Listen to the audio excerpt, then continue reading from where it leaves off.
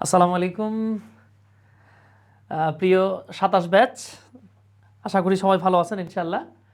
তো আমাদের unlock HSC 27 ইংলিশের সাইকেল 1-এর সেকেন্ড পার্টের ফার্স্ট ক্লাসটা আমরা সবার জন্য উন্মুক্ত রেখেছি। তো এই ক্লাসটাতে আমরা সবাইকে স্বাগত জানাচ্ছি।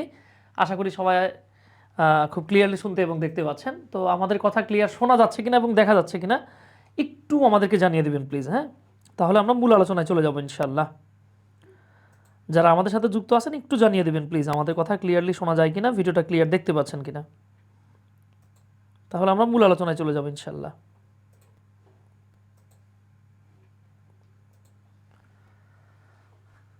যারা আমাদের সাথে যুক্ত আছেন একটু জানাবেন প্লিজ।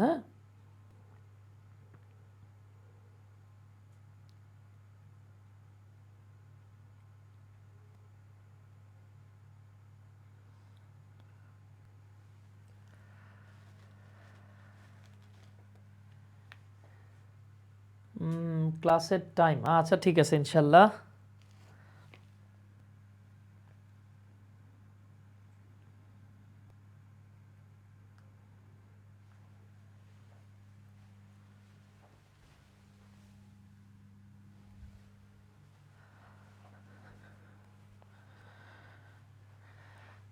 ওকে প্রিয় শিক্ষার্থীরা, তো আসেন আমরা আমাদের আজকের ইংরেজি সাইকেল 1-এর ফার্স্ট ক্লাসটাতে আমরা চলে যাচ্ছি। আমরা আজকে কথা বলবো একবারে বেসিক থেকে। আপনাদের সাথে একবারে বেসিক থেকে শুরু করে আমরা অ্যাডভান্স লেভেল পর্যন্ত চলে যাব। তো আজকের ক্লাসটাতে যারা আমাদের সাথে থাকবেন ইনশাল্লাহ তাদের বেসিক নিয়ে আর প্রবলেম ফেস করতে হবে না। সো আমাদের আজকের আলোচ্য বিষয়টা হলো বেসিক গ্রামার,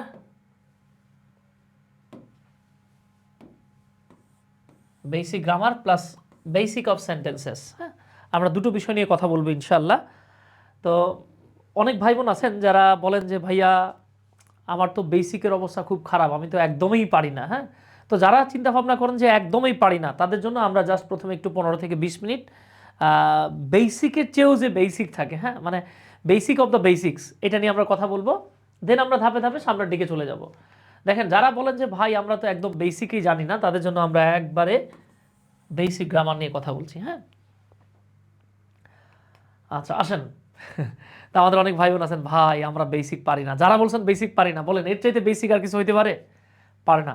তো দেখেন, আমরা ছোটোবেলা থেকেই টুকটাক সবাই পড়ে আসছি যে পার্সন হলো কি 3 প্রকার, তাই না? First person, second person, third person. আমি এটা নিয়ে খুব বেশি কথা বলবো না, এগুলো আমরা কম বেশি সবাই পারি। ঠিক আছে, আমি জাস্ট এতটুকু বলি, আমরা যারা পার্সন চিনি না, মানে একদম বেসিক থেকে বলেছেন, আমি বেসিক থেকেই শুরু করলাম। আমরা যারা পার্সন জানি না, জাস্ট এতটুকু মাথায় রাখি, পার্সন বলতে আমরা সাধারণত নাউন এবং প্রোনাউনগুলোকে, not other parts of speeches. অন্য পার্টস অফ স্পিচগুলোকে এই কাজ করা যাবে না। নাউন এবং প্রোনাউনগুলোকে আমরা 3টা পার্সনে ভাগ করি। Okay, first person, second person, third person. তো ফার্স্ট পার্সনে কী কী থাকে? আমরা, সেকেন্ড পার্সনে তুমি তোমরা, আর থার্ড পার্সনে থাকতেছে রেস্ট অফ অল, বাকি সব। এই পুরো প্রক্রিয়াটাকে ছোটোবেলায় আমরা ঠিক এইভাবে মনে রেখেছিলাম। আমি জানি না আপনারা এভাবে পড়েছেন কিনা। দেখেন, আমরা ছোটোবেলায় পার্সনের ছড়া এইভাবে পড়েছিলাম। কীভাবে পড়েছিলাম?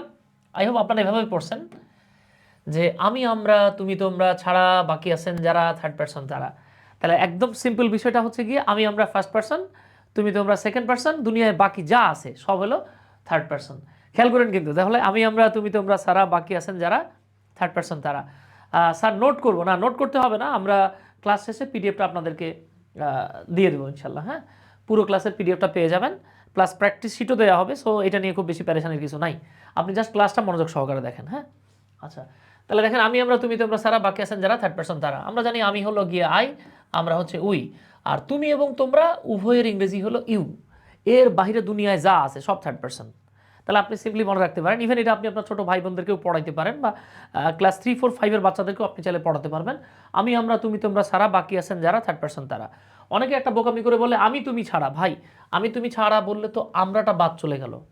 আমি, আমরা ফার্স্ট পার্সন, তুমি তোমরা second person, rest of all, বাকি যা আছে সব থার্ড পার্সন। এরপরে আমাদেরকে যেই বিষয়টা জানতে হয় সেটা হচ্ছে নাম্বার। নাম্বার মানে আমরা বাংলায় পড়ে আসছি বচন, তাই না? এটাকে আপনি চাইলে সংখ্যাও বলতে পারেন। ঠিক আছে, সো 3টা পার্টস অফ স্পিচ আছে যাদের মধ্যে সিঙ্গুলার এবং প্লুরাল হয়। মাথায় রাখবো আমরা 3টা parts of speech: 1 noun, 2 pronoun, 3 verb. এই 3টা পার্টস অফ স্পিচের, ঠিক আছে, মনোযোগ সহকারে দেখেন, এই তিনটা পার্টস অফ স্পিচের সিঙ্গুলার এবং প্লুরাল উভয়ে হয়, তাহলে আমরা বলবো এই তিনটা পার্টস অফ স্পিচের বোথ সিঙ্গুলার অ্যান্ড প্লুরাল। এইটা আমরা একটু মাথায় রাখবো। তারপরে আমরা আরেকটু কষ্ট করে মাথায় রাখবো, নাম্বারগুলোকে দুই ভাগে ভাগ করা যায় বা ভাগ করা হয়। সেটা হলো কি সিঙ্গেল থেকে আসছে সিঙ্গুলার এক বচন, আর পলি শব্দটা থেকে এটা হয়ে গেছে প্লুরাল। হ্যাঁ, প্লুরাল মানে হচ্ছে বহু বচন। তো আপনাদের সুবিধার্থে সিঙ্গেল মানে একটা একটা হলে আপনি সিঙ্গুলার বলবেন। তো আমি আপনাদের সুবিধার্থে এইখানে কিছু সিঙ্গুলার নাউন এবং প্রোনাউন দিয়ে রাখছি, আর এইখানে কিছু প্লুরাল নাউন এবং প্রোনাউন দিয়ে রেখেছি। দেখেন, তো আমরা জানি আই মানে একজনকেই বোঝায়, ঠিক আছে। হি মানে একজনকে বোঝায়, সি দিয়ে একজন নারীকে বোঝায়। It, Rana, Rupa, Runa, Sumi, man. M N man হলে একজন মানুষকে বোঝায়, কিন্তু অন্যদিকে এম এন মেন হলে একাধিক মানুষকে বোঝায়। দেখেন WOMAN ওমেন, ওমেন দিয়ে একজন মহিলা বোঝায়, বা উইমেন এটা দিয়ে একাধিক মহিলা বোঝায়। তারপর দেখেন দিস, দিসের বাংলা হলো এটা, কাছের একটা বোঝায়। দিস এর বাংলা হচ্ছে এগুলো, দূরের একাধিক বোঝায়। তারপর আসতেছে দ্যাট, দ্যাট মানে হলো ওইটা। কি আসতেছে? দ্যাট মানে হচ্ছে ওইটা বা উহা। অন্যদিকে দেখেন এখানে চলে আসছে দৌজ, ওইগুলো বা সেগুলো। হ্যাঁ, তার মানে দূরের প্লুরাল। এইভাবে দেখেন আমি বেশ কিছু উদাহরণ দিয়ে রেখেছি। ম্যান একজন পুরুষ মানুষ হলে Bangladesh, the book, the girl, popularity. এছাড়া আপনি মাথায় রাখবেন যে জিনিসটাকে ধরা ছোঁয়া দেখা গুণা যায় না, যে জিনিসকে আমরা ধরতে ছুতে দেখতে গুনতে পারি না, সেগুলোকে আমরা সিঙ্গুলারের মধ্যেই ধরে নেব। হ্যাঁ, তো এগুলো যদি মাথায় থাকে আপনার আর জীবনে অন্তত এদের পরে আপনি ভার্ব কি বসাবেন, সিঙ্গুলার নাকি প্লুরাল, এ নিয়ে আর প্যারেশান নিতে হবে না। সো দেখেন, যারা একদম বেসিকে সমস্যা বলেন, আমি আপনাদের জন্য শুরুতে দেখালাম পার্সন হলো 3 রকমের। পার্সনের মনে রাখবেন আপনি কিভাবে, ওই যে আমি, আমরা, তুমি, তোমরা, সারা। বাকি আছেন যারা থার্ড পার্সন তারা। যদি একজন হয় তাহলে সিঙ্গুলার, একের অধিক হলে প্লুরাল। আর যে জিনিসটা গোনাই যায় না, যেটাকে গুনতেই পারছেন না, সেটা কি হবে? সেটা সবসময় সিঙ্গুলার বা একটা হিসেবে কাউন্ট করা হবে। হ্যাঁ, আচ্ছা, কয়েকজন প্রশ্ন করছেন যে ভাই কয় মাসে শেষ করবেন? আমরা এটা 4 মাস সময় নেব। হ্যাঁ, 4 মাসে ফুল কোর্স কমপ্লিট হয়ে যাবে, সেকেন্ড পার্টের A to Z। ইনশাল্লাহ আপনি একদম বেসিক থেকে শুরু করে অ্যাডভান্স লেভেলের, বেসিক থেকে শুরু করে অ্যাডভান্স লেভেলের ইনশাআল্লাহ মোর দ্যান 90% কাভার হয়ে যাবে। হ্যাঁ, 100% কোনো কিছুর কেউই জীবনে কাভার করতে পারে না। কেমন বাবা? তাইলে এইবার চলে আসি আমরা। এইবার দেখেন, এই যে আমরা সিঙ্গুলার প্লুরাল দেখলাম, এবার আমরা একটু ভার্বগুলোকে দেখে নেই। হ্যাঁ, এই ভার্বগুলোকে আমরা কোন জায়গায় লিখি? তো আমি আপনাদের সুবিধার্থে এখানে লিখে রেখেছি অক্সিলারি ভার্বের ব্যবহার। অক্সিলারি ভার্বগুলোকে আমরা কিভাবে ব্যবহার করব, আমি এটা এখানে লিখে রাখছি। তো আপনাদের জন্য আরেকটা বেসিক তথ্য দিয়ে দিই, মাথায় রাখবো আমরা।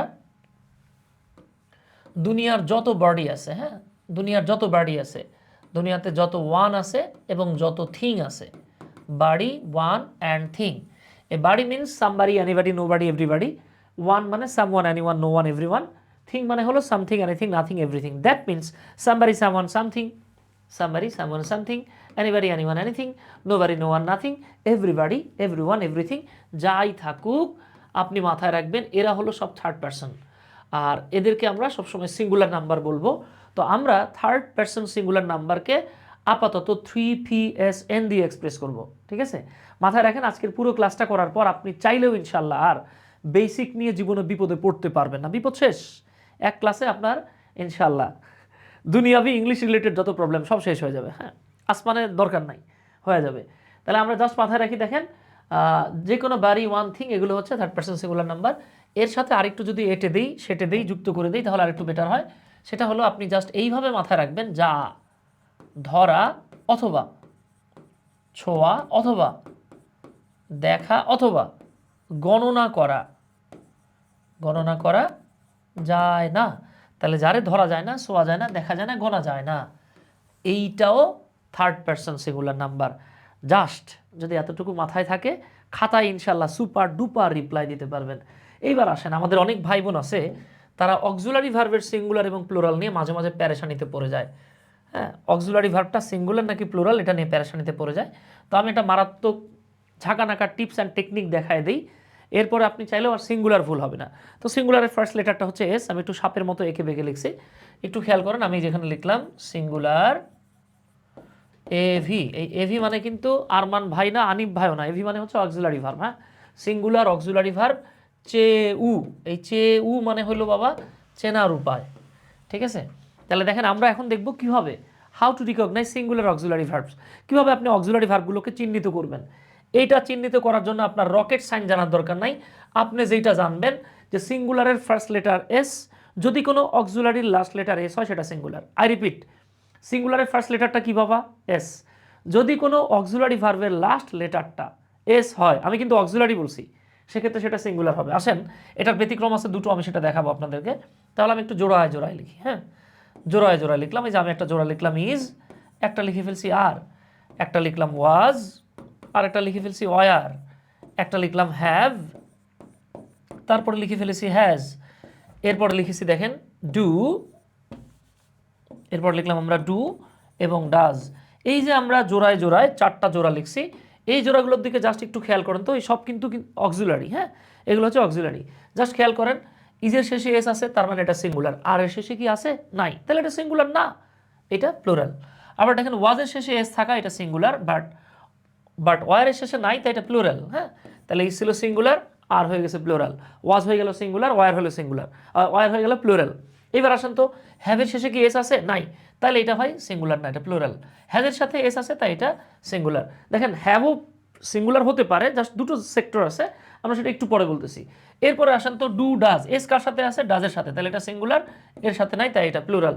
এই নিয়মটা ইংরেজি ডিকশনারির এই নিয়মটা ইংরেজি ডিকশনারির প্রত্যেকটা নাউন এবং প্রোনাউন, মানে সরি, প্রত্যেকটা নাউন এবং প্রোনাউনের ক্ষেত্রে প্রযোজ্য, দুটো ওয়ার্ড ছাড়া, দুটো প্রোনাউন ছাড়া। সেগুলো কি ভাই? সেগুলো হচ্ছে আই। তাহলে আপনি মাথায় রাখবেন আই ও ইউ ছাড়া। তাহলে আই এবং ইউ ছাড়া সব ক্ষেত্রে এই তথ্যটা প্রযুক্ত। হ্যাঁ, এই তথ্যটা হচ্ছে প্রযোজ্য আর কি। এটা আপনি প্রয়োগ করতে পারবেন সব ক্ষেত্রে। সেটা কি? দেখেন, আই দিয়ে একজন বোঝায়, কিন্তু আপনি চাইলেও আয়ের পরে ইজ লিখতে পারবেন না। ইউ দিয়ে একজন বোঝাক আর একের অধিক বোঝাক, মাথায় রাখবেন ইউ দ্বারা এক বা একাধিক যাই বোঝাক না কেন, এটা খুব গুরুত্বপূর্ণ। হ্যাঁ, যাই বোঝাক না কেন,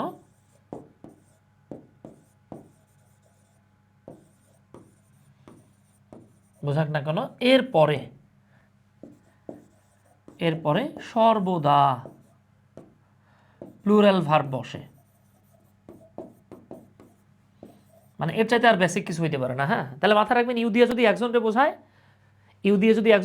তবুও সিঙ্গুলার, মানে প্লুরাল নেব আমরা। ইউ দিয়ে যদি একের অধিক বোঝায়, তবুও আমরা প্লুরাল নেব। তাহলে আমরা জাস্ট এটা মাথায় রাখি, সিঙ্গুলারের ফার্স্ট লেটার এস, আমরা এতটুকু মাথায় রাখি, সিঙ্গুলারের ফার্স্ট লেটার এস, যদি কোনো অক্সিলারি ভার্বের লাস্ট লেটার এস হয়, তাহলে সেটা সিঙ্গুলার, না হলে প্লুরাল। এই তথ্য সব ক্ষেত্রে প্রযোজ্য। তো আমার মনে আছে, আমার এক স্টুডেন্ট আমার একবার বলতেছিল যে, মানে আমার মামা ডাকতো আর কি এলাকার, তো আমারে বলতেছে, মামা তাহলে কি কিসমিস সিঙ্গুলার হবে? খেয়াল করেন, ছোট মানুষ, সে মনে হয় সম্ভবত 6 বা 7-এ পড়তো। তো সে আমার জিজ্ঞেস করলো, মামা তাহলে কি কিসমিস কি সিঙ্গুলার হবে? তা আমি তারা জিজ্ঞেস করলাম যে, বাবা এই কিসমিসের সাথে এস আছে, কিন্তু কিসমিস কি অক্সিলারি ভার্ব? আমরা তো বলছি অক্সিলারি ভার্বের সাথে এস থাকলে সিঙ্গুলার, আদারওয়াইজ প্লুরাল। তাহলে কিসমিস তো অক্সিলারি না, তাহলে এত কিসমিসের দরকার নাই তো সোনামণি। আমরা জাস্ট অক্সিলারিটা দেখবো, যদি অক্সিলারি শেষে এস থাকে সিঙ্গুলার, না থাকলে প্লুরাল। এইবার আসেন, এদের গোষ্ঠী উদ্ধার করে ফেলবো আমরা। হ্যাঁ, একবারে দফা রফা করে ফেলবো। আমি এই পাশে লিখে রাখছি অক্সিলারি ভার্ব বা ভার্ব, আর ডান পাশে ভার্বটার ব্যবহার লিখে রাখছি। তাহলে একটু খেয়াল করেন তো, আপনাকে যদি প্রশ্ন করা হয়, ভাইয়া এম কোথায় বসে, এটা আপনি আপনার বাসায়, মানে 2-3 ভাই বোনও যদি থাকে, বাচ্চাও যদি থাকে, তাকেও বোঝাইতে পারবেন। এম কোথায় বসে? শুধু আয়ের পরে বসে। ইজ কোথায় বসে? শুধু থার্ড পারসন সিঙ্গুলার নাম্বারের পরে বসে। আপনি থার্ড পারসন সিঙ্গুলার নাম্বার ছাড়া ইজ লিখতে পারবেন না। ওকে, আচ্ছা। এরপর দেখেন আর কোথায় বসে ভাই? আর বসে সকল প্লুরাল নাম্বারের পরে, সেটা ফার্স্ট পারসন প্লুরাল হোক, সেকেন্ড পারসন প্লুরাল হোক, থার্ড পারসন প্লুরাল হোক, অল দ্য প্লুরালস। হ্যাঁ, all the plurals, nouns and pronouns take are. এরপর আসতেছে ওয়াজ, শেষে এস আছে, আমরা এমনিতেই বলছি সকল সিঙ্গুলারের পরে ওয়াজ বসে। এখন বলতে পারেন, ভাইয়া ইউথ যদি সিঙ্গুলার হয়? না, আমরা তো আগে বলছি ইউথ সিঙ্গুলার হোক আর প্লুরাল হোক। দেখেন, আমরা একটু আগে বলছি ইউ যদি একজন হয় তবুও প্লুরাল ভার্ব নেবে, যদি 100 জন হয় তবুও প্লুরাল ভার্ব নেবে। সারা পৃথিবীর সবাইকে আপনি যদি তুমি করে বলেন, তুই বা আপনি করে বলেন, এই ইউ দিয়ে যদি পৃথিবীর সবাইকেও বোঝায়, কিছু করার নাই। এটাকে আমরা এরপরে, মানে একজনও যদি বোঝায় প্লুরাল নেব, একাধিক বোঝালেও আমরা প্লুরাল নেব। ওকে, এটা হলো ফিক্সড। এবার আসেন ওয়ার। হ্যাঁ, ওয়ার সকল প্লুরাল নাম্বারের পরে ওয়ার বসে, ফার্স্ট সেকেন্ড থার্ড ফোর্থ যা আছে, ঠিক আছে। এইবার আসেন একসাথে জেনে নেব আমরা একসাথে জেনে নেব ডাজ এবং হ্যাজ। ডাজ এবং হ্যাজ শুধু থার্ড পারসন সিঙ্গুলার নাম্বারের পরে বসে, থার্ড পারসন সিঙ্গুলার নাম্বারের পরে বসে। আর ডাজের বড় ভাই ডু আর হ্যাজের বড় ভাই হ্যাভ, এই দুটো অন্যান্য সকল ক্ষেত্রে বসে, অর্থাৎ থার্ড পারসন সিঙ্গুলার নাম্বার ছাড়া বাকি যা আছে সব ক্ষেত্রে আপনি ডাজ এবং হ্যাজ লিখবেন। ওকে, এইবার একটু চলে আসেন, আমি আপনাদেরকে একটা ফাঁকিবাজি টেকনিক শিখায় দিই। হ্যাঁ, একটা ফাঁকিবাজি টেকনিক শিখায় দেই, আপনার চাইলেও অন্তত আর এরপরে ভুল হবে না। মারাত্মক একটা টিপস অ্যান্ড টেকনিক দেখায় দিই। দেখেন, আপনি মাথায় রাখবেন যে ব্যবহারগত দিক থেকে, খেয়াল করেন কিন্তু মুরব্বী, বলা যাবে না মুরব্বী, জাস্ট একটু মনোযোগ সহকারে দেখেন। ব্যবহারের দিক থেকে is equal has equal does, just এই তথ্যটা যদি আপনি মাথায় রাখতে পারেন, আপনার জীবনেও অক্সিলারি রিলেটেড প্রবলেম হবে না, হবে না, হবে না, আই গ্যারান্টি। তাহলে খেয়াল করেন, আপনি কি মাথায় রাখবেন, যেইখানে ইজ বসে সেইখানে হ্যাজ বসে, সেইখানে ডাজ বসে। যেইখানটাতে ইজ বসে না তাহলে সেখানে হ্যাজও বসে না, ডাজও বসে না। সহজ কথা, একদম সিম্পল বিষয়। দেখেন, আপনি কি জীবনে আয়ের পরে অ্যাম, ইজ, আর কোনটা লিখছেন? আপনি কি কখনো আয়ের পরে ইজ লিখছেন? লেখেন নাই। তাহলে যেহেতু আপনি আয়ের পরে ইজ লেখেন নাই, তাই আপনি আয়ের পরে হ্যাজ লিখতে পারবেন না, আপনি আয়ের পরে ডাজ লিখতে পারবেন না। এগুলো কাটা। তাহলে ইজ না বসলে কি বসে? অ্যাম বসে। হ্যাজ না বসলে কি বসে? বড়টা বসে, হ্যাভ। ডাজ না বসলে কি বসে? ডু বসে। এবার আসেন তো, আমরা যদি হি এর ক্ষেত্রে বলতাম, হি এর ক্ষেত্রে কি ইজ বসে? জি, হি এর পরে ইজ বসে। তাহলে যেহেতু হি এর পরে ইজ হয়, হি এর পরে হ্যাজও হয়, হি এর পরে ডাজও হয়, তার মানে কারেক্ট। এইবার আসেন তো বাবা, আমরা কি কখনো উই এর পরে হ্যাজ লিখতে পারবো? আমরা কি কখনো উই এর পরে ডাজ লিখতে পারবো? হ্যাঁ, আমরা কি উই এর পরে ইজ লিখতে পারবো? পারবো না। তাহলে যেহেতু ইজ লিখতে পারবো না, এরপরে হ্যাজও হবে না, এরপরে ডাজও হবে না। আপনি জাস্ট সিম্পলি মাথায় রাখেন, যেখানে ইজ বসে সেখানে হ্যাজ বসে, সেখানে ডাজ বসে। যার পরে ইজ বসে না তারপরে হ্যাজ ডাজ কোনোটাই বসে না, একদম হিসাব বরাবর। হ্যাঁ, তাহলে উই এর পরে কি বসতেছে? We are. হ্যাজ বসতেছে না, কি বসবে? হ্যাভ। ডাজ বসতেছে না, তাহলে কি বসবে? ডু বসবে। এই তথ্য যদি মাথায় থাকে, এইবার আপনার একটা মারাত্মক কাজ। দেখেন, যারা বলেন যে আমাদের বেসিকে ভয়ঙ্কর লেভেলের সমস্যা, হ্যাঁ, আমি বেসিক একদমই পারি না, তার জন্য আমি জাস্ট এই 3-4টা বক্স দিয়ে রাখছি। যদি এই বক্সটা আপনি ফিল আপ করতে পারেন, হ্যাঁ, যদি এই বক্সটা আপনি ফিল আপ করতে পারেন, প্রয়োজনে একবার না, আপনি 8বার 10বার ফিল আপ করেন, ইনশাআল্লাহ দেখবেন আপনার ইংরেজির বেসিকে প্রবলেম, যারা বলেন বেসিকের কোনো সমস্যা থাকবে না। এইবার আসেন, তাহলে আপনার কাজ হচ্ছে গিয়ে, আপনি প্রথমে কি পড়বেন, আপনি এই যে এম ইজ আর ওয়াজারের ব্যাপারটা দেখবেন। হ্যাঁ, এরপরে আপনি জাস্ট এই যে এই অংশটা দেখে নেবেন। যদি এতটুকু অংশ দেখা হয়ে যায়, এইবার আপনার কাজ হলো গিয়ে প্র্যাকটিক্যালি এখন নাম্বার এবং পার্সন অনুসারে নিচের ছকটা পূরণ করবেন। কিভাবে করবেন? তাহলে এই যে আমি একটা করে দিচ্ছি, দেখেন এখানে লেখা আছে আই। এখন বলেন তো, আয়ের পরে এম, ইজ, আর কোনটা হয়? তো আমরা এই যে পড়ে আসছি, আমি একদম বেসিক থেকে বলতেছি, এম শুধুমাত্র আয়ের পরে বসে, তাহলে এটা হবে আই অ্যাম, হয়ে গেছে। এবার বলেন তো, মনে আছে ওয়াজ এবং ওয়ার, আমরা বলছিলাম সকল সিঙ্গুলারের পরে ওয়াজ বসে, তাহলে এখানে কি হবে? ওয়াজ। এরপরে দেখেন তো, আমরা বলেছিলাম থার্ড পারসন সিঙ্গুলার নাম্বার হলে হ্যাজ বসে, তাহলে আই তো থার্ড পারসন সিঙ্গুলার না, আই হলো ফার্স্ট পারসন সিঙ্গুলার, সো আমরা এখানে কি লিখবো? হ্যাভ।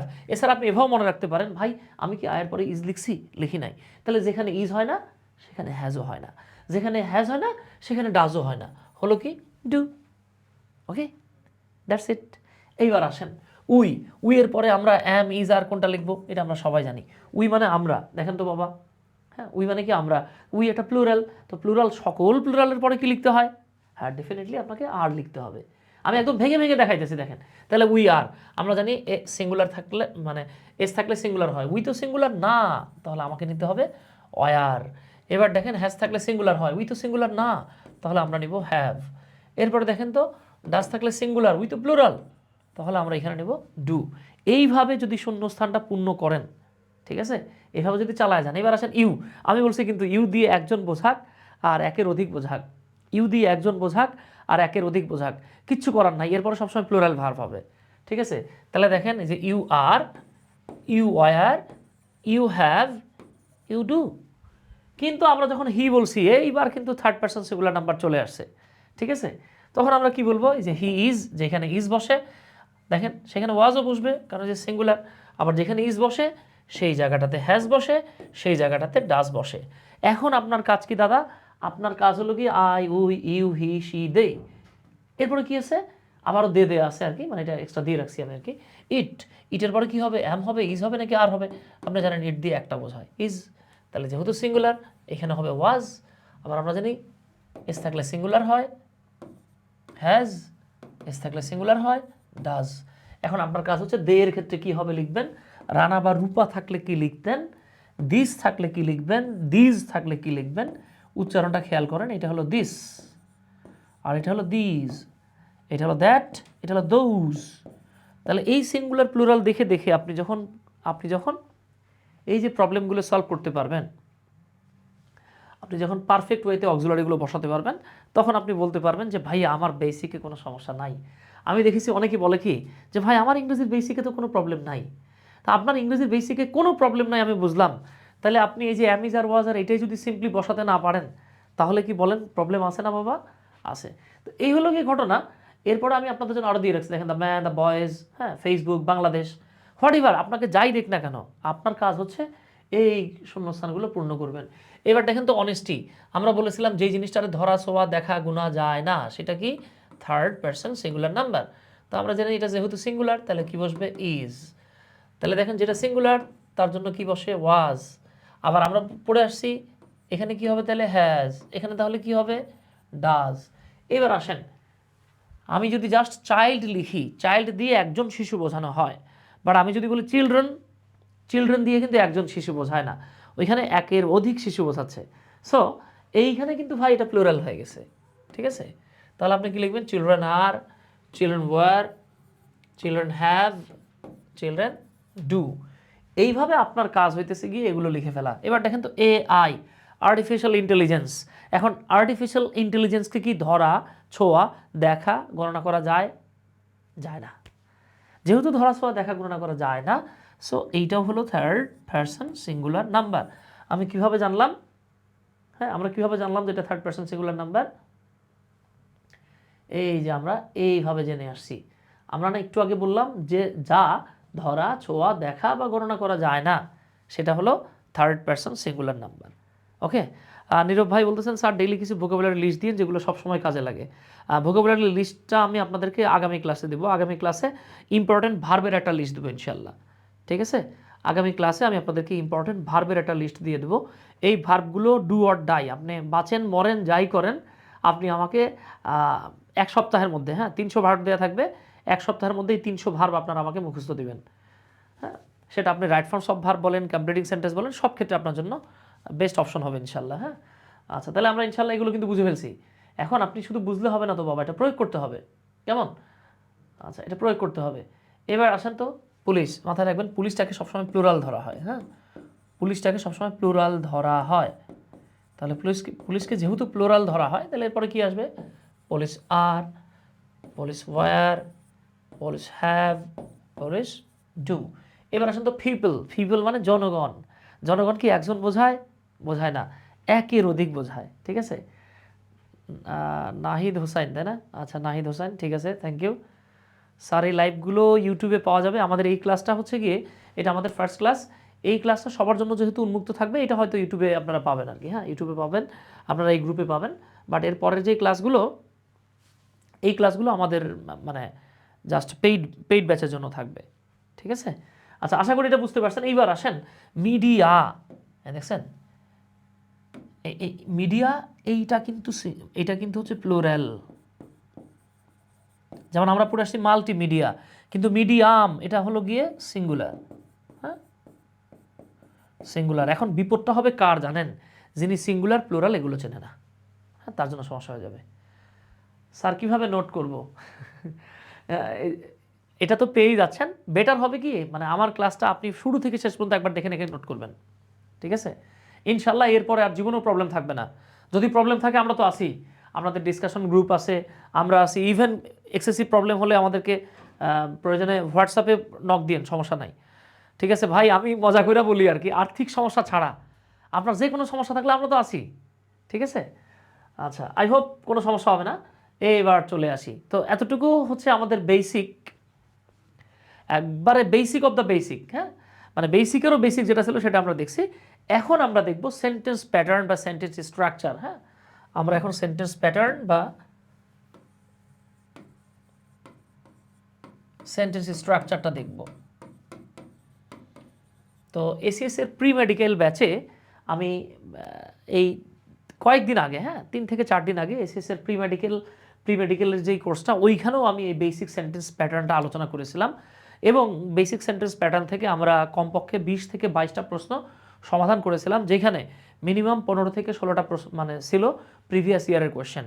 যেখানে আমরা দেখেছিলাম বিসিএস এই জায়গা থেকে প্রশ্ন আসে, এখানে ব্যাংক জবে আসে, ভার্সিটি অ্যাডমিশনে আসে, মেডিকেলে আসে, ডেন্টালে আসে। মানে কত বড় ইম্পর্টেন্ট একটা জিনিস। ইভেন ধরেন জীবনে কোথাও এটা আসে নাই, বেসিক সেন্টেন্স প্যাটার্ন জীবনে কোথাও কোনো পরীক্ষা আসে না, কিন্তু আপনি যখন সেন্টেন্স লিখবেন, আপনার সেন্টেন্সের বেসিকই যদি জানা না থাকে, তাহলে আপনি অ্যাডভান্স লেভেলের সেন্টেন্স কেমনে লিখবেন? ওকে, তাহলে এগুলো কিন্তু আমাদেরকে মাথায় রাখতে হবে। তাহলে আসেন আমরা এখন এটা নিয়ে কথা বলবো। আচ্ছা, তো দেখি আপনাদের মধ্যে কে উত্তর দিতে পারেন। হ্যাঁ, দেখি আমি জাস্ট বেসিক সেন্টেন্স প্যাটার্ন নিয়ে কথা বললে সাধারণত এই প্রশ্নটা আমার স্টুডেন্টদেরকে আমি ছুড়ে দিই। হ্যাঁ, স্টুডেন্টদেরকে এই কোয়েশ্চেনটা জাস্ট দেখায় বলি যে বলেন তো, এই যে আপনারা যে প্রশ্নটা দেখতে পাচ্ছেন, এই প্রশ্নটাতে কোন অপশনটা কারেক্ট? হ্যাঁ, আমাকে জাস্ট একটু বলবেন এই প্রশ্নটাতে কোন অপশনটা কারেক্ট। দেখেন বলা হচ্ছে নিচের স্ট্রাকচারটি, মানে কোন স্ট্রাকচারটা সঠিক, এখানে কোন স্ট্রাকচারটা সঠিক নাকি সবগুলোই সঠিক? আচ্ছা, ডিসকাশন গ্রুপে আপনাদেরকে অ্যাড করে দেওয়া হবে, টেনশন নিয়েন না। হ্যাঁ, ডিসকাশন গ্রুপ এখনও খোলা হয়নি, আমরা হয়তো কাল পরশু আপনাদেরকে ডিসকাশন গ্রুপে অ্যাড করে দেবো, টেনশনের কোনো কারণ নাই বাবা। তাহলে এবার একটু খেয়াল করেন, আমরা এখানে কিছু স্ট্রাকচার দেখতে পাচ্ছি। তো স্ট্রাকচার নাম্বার 1 আমাদেরকে ছোটোবেলা থেকে শেখানো হয়েছে, সাধারণত সেন্টেন্সের প্রথমে থাকে সাবজেক্ট, তারপরে ভার্ব, এরপরে আমাদেরকে কখনো বলা হয় যে অবজেক্ট অথবা কমপ্লিমেন্ট অথবা এক্সটেনশন, এরকম বলা হয়। হ্যাঁ, আচ্ছা, বেটার হলো গিয়ে আমরা ছোটোবেলা থেকে অনেকে এইটাই জেনে আসছিলাম। বেটার হলো গিয়ে আপনি মাথায় রাখবেন এখানে যা আছে সবগুলোই কারেক্ট। ইভেন এর বাহিরেও আমি আপনাদেরকে আরও 8-10টা স্ট্রাকচার বানায় দেখাইতে পারবো, বুঝতে পারছেন তো? তাহলে আমরা মাথায় রাখবো সেন্টেন্সের পরে সাবজেক্ট, মানে সেন্টেন্সের সাবজেক্ট প্লাস ভার্ব। এখন আমাকে ওই দিন এক স্টুডেন্ট নক করছে। হ্যাঁ, ওই দিন আমাকে এক স্টুডেন্ট বলতেছে যে ভাইয়া আপনি তো শুধু অ্যাসার্টিভ সেন্টেন্সের স্ট্রাকচার দেখাইলেন, যদি ইন্টারোগেটিভ হয় কী হবে? ইন্টারোগেটিভ হলে কী হবে? আপনি অক্সিলারিটার সামনে নিয়ে আসবেন, ঠিক আছে? আর যদি ডবলেস ওয়ার্ড দিয়ে কোশ্চেন বানাতে চান, তাহলে অক্সিলারির আগে ডবলেস ওয়ার্ড নিয়ে আসবেন। এগুলো নিয়ে আমরা ধাপে ধাপে কথা বলবো। কেন কথা বলবো? কারণ আমরা যখন আপনাদের সাথে ইংলিশ ফার্স্ট পার্ট অংশটাতে চলে যাব, তো ওইখানে গিয়ে আপনারা দেখবেন যে দেখেন আমাদেরকে কিন্তু প্যাসেজ থেকে কোয়েশ্চেন সলভ করতে গেলে ওইগুলো জানতে হবে, আদারওয়াইজ ঝামেলা করে যাবেন, ঠিক আছে? আচ্ছা, তাহলে খেয়াল করেন subject plus verb plus object complement extension কিছু একটা থাকতে পারে, এরপরে সাবজেক্ট প্লাস ভার্ব অবজেক্ট অথবা কমপ্লিমেন্ট থাকতে পারে, এক্সটেনশন গায়েব। 3 নাম্বার সাবজেক্ট থাকবে, ভার্ব থাকবে, এরপরে দেখেন কমপ্লিমেন্ট নাই, অবজেক্ট প্লাস এক্সটেনশন থাকতে পারে। 4 নাম্বার সাবজেক্ট আর ভার্ব তো থাকবেই, সাথে এইবার দেখেন অবজেক্ট শেষ, কমপ্লিমেন্ট আর এক্সটেনশন চলে আসছে। এখানে অবজেক্ট কমপ্লিমেন্ট, এখানে অবজেক্ট এক্সটেনশন, এখানে কমপ্লিমেন্ট এক্সটেনশন। খেয়াল করছেন? 5 নাম্বার সাবজেক্ট থাকবে, ভার্ব থাকবে, অবজেক্টও থাকবে, কমপ্লিমেন্টও থাকবে, এক্সটেনশনও থাকবে, সব থাকতেছে। প্রশ্ন হচ্ছে সম্ভব? জি, এইখানে যা আছে এটা কারেক্ট, এটা কারেক্ট, এটা কারেক্ট, এটা কারেক্ট, এটা কারেক্ট। ইভেন 6 নাম্বার যেটা subject plus main verb, just এতটুকু হতে পারে, এটাও কারেক্ট। হ্যাঁ, আচ্ছা, আপনারা যেখানে ক্লাস করতেছেন ঠিক এই ক্লাসের সাথে আমাদের পিডিএফটা দেওয়া থাকবে। ক্লাসের সাথেই আমাদের পিডিএফের লিঙ্কটা দেওয়া থাকবে, পিডিএফ পেয়ে যাবেন, সমস্যা নাই। আচ্ছা, তাইলে এবার আসেন তো আমরা এখন ধাপে ধাপে জেনে নিই subject, verb, object, complement, extension এই জিনিসগুলো আসলে কি। আচ্ছা, এখন বলতে পারেন ভাইয়া এটা না জানলে আমার সমস্যা কি? এটা না জানলে আপনার ভয়ঙ্কর সমস্যা। কি সমস্যা জানেন? একটা ছোট্ট করে দেখাই, একটা বিষয় বলি, দেখেন ছোট্ট করে একটা বিষয় বলি। তো আমরা যখন একটা সেন্টেন্স লিখি, সেন্টেন্সে কি কি থাকতে পারে? সেন্টেন্সে থাকতে পারে সাবজেক্ট প্লাস তার সাথে কি থাকবে? ভার্ব। এর সাথে 3টার যে কোনো একটা থাকতে পারে, একাধিক থাকতে পারে, হ্যাঁ 3টাও থাকতে পারে, এক অবজেক্ট থাকতে পারে, প্লাস দিয়ে আমি অবলিক দিয়ে দিলাম, অর্থাৎ এখানে অবজেক্ট থাকতেও পারে, নাও থাকতে পারে, আবার অবজেক্ট থাকতে পারে এক্সট্রাভাবে, একটা কমপ্লিমেন্ট থাকতে পারে। মজার বিষয় কিন্তু, হ্যাঁ, প্লাস অর অবলিক একটা এক্সটেনশন থাকতে পারে। আচ্ছা, আমি এইবার আপনাদেরকে বলি যে এগুলো না জানলে আমাদের কি সমস্যা হবে? ভয়ঙ্কর সমস্যা হবে। সমস্যাটা কি একটু দেখেন। সাবজেক্ট হওয়ার যোগ্যতা আল্লাহ তাআলা দুইটা পার্টস অফ স্পিচকে দিয়েছেন, either noun or pronoun. Noun pronoun ছাড়া অন্য কোনো কিছুই কখনো সাবজেক্ট হয় না। এখন আপনি যখন গ্যাপ ফিলিং করবেন, খেয়াল করেন আপনাদের কিন্তু ফার্স্ট পেপারে উইথ ক্লুজ উইদাউট ক্লুজ আছে না, ফার্স্ট পার্ট আছে, সেকেন্ড পার্ট আছে। এই যে গ্যাপ ফিলিংয়ে যখন যাবেন, আপনাকে শুরুতেই একটা গ্যাপ দেয়া আছে। এই গ্যাপে আপনি কি লিখবেন? এই গ্যাপে আপনাকে আইদার নাউন আর প্রোনাউন লিখতে হবে। আর ভার্ব হিসেবে তো ভার্বেই বসে, অবজেক্ট হিসেবে দুটো পার্টস অফ স্পিচ বসতে পারে, সেটা হয় নাউন হবে নয়তো প্রোনাউন হবে।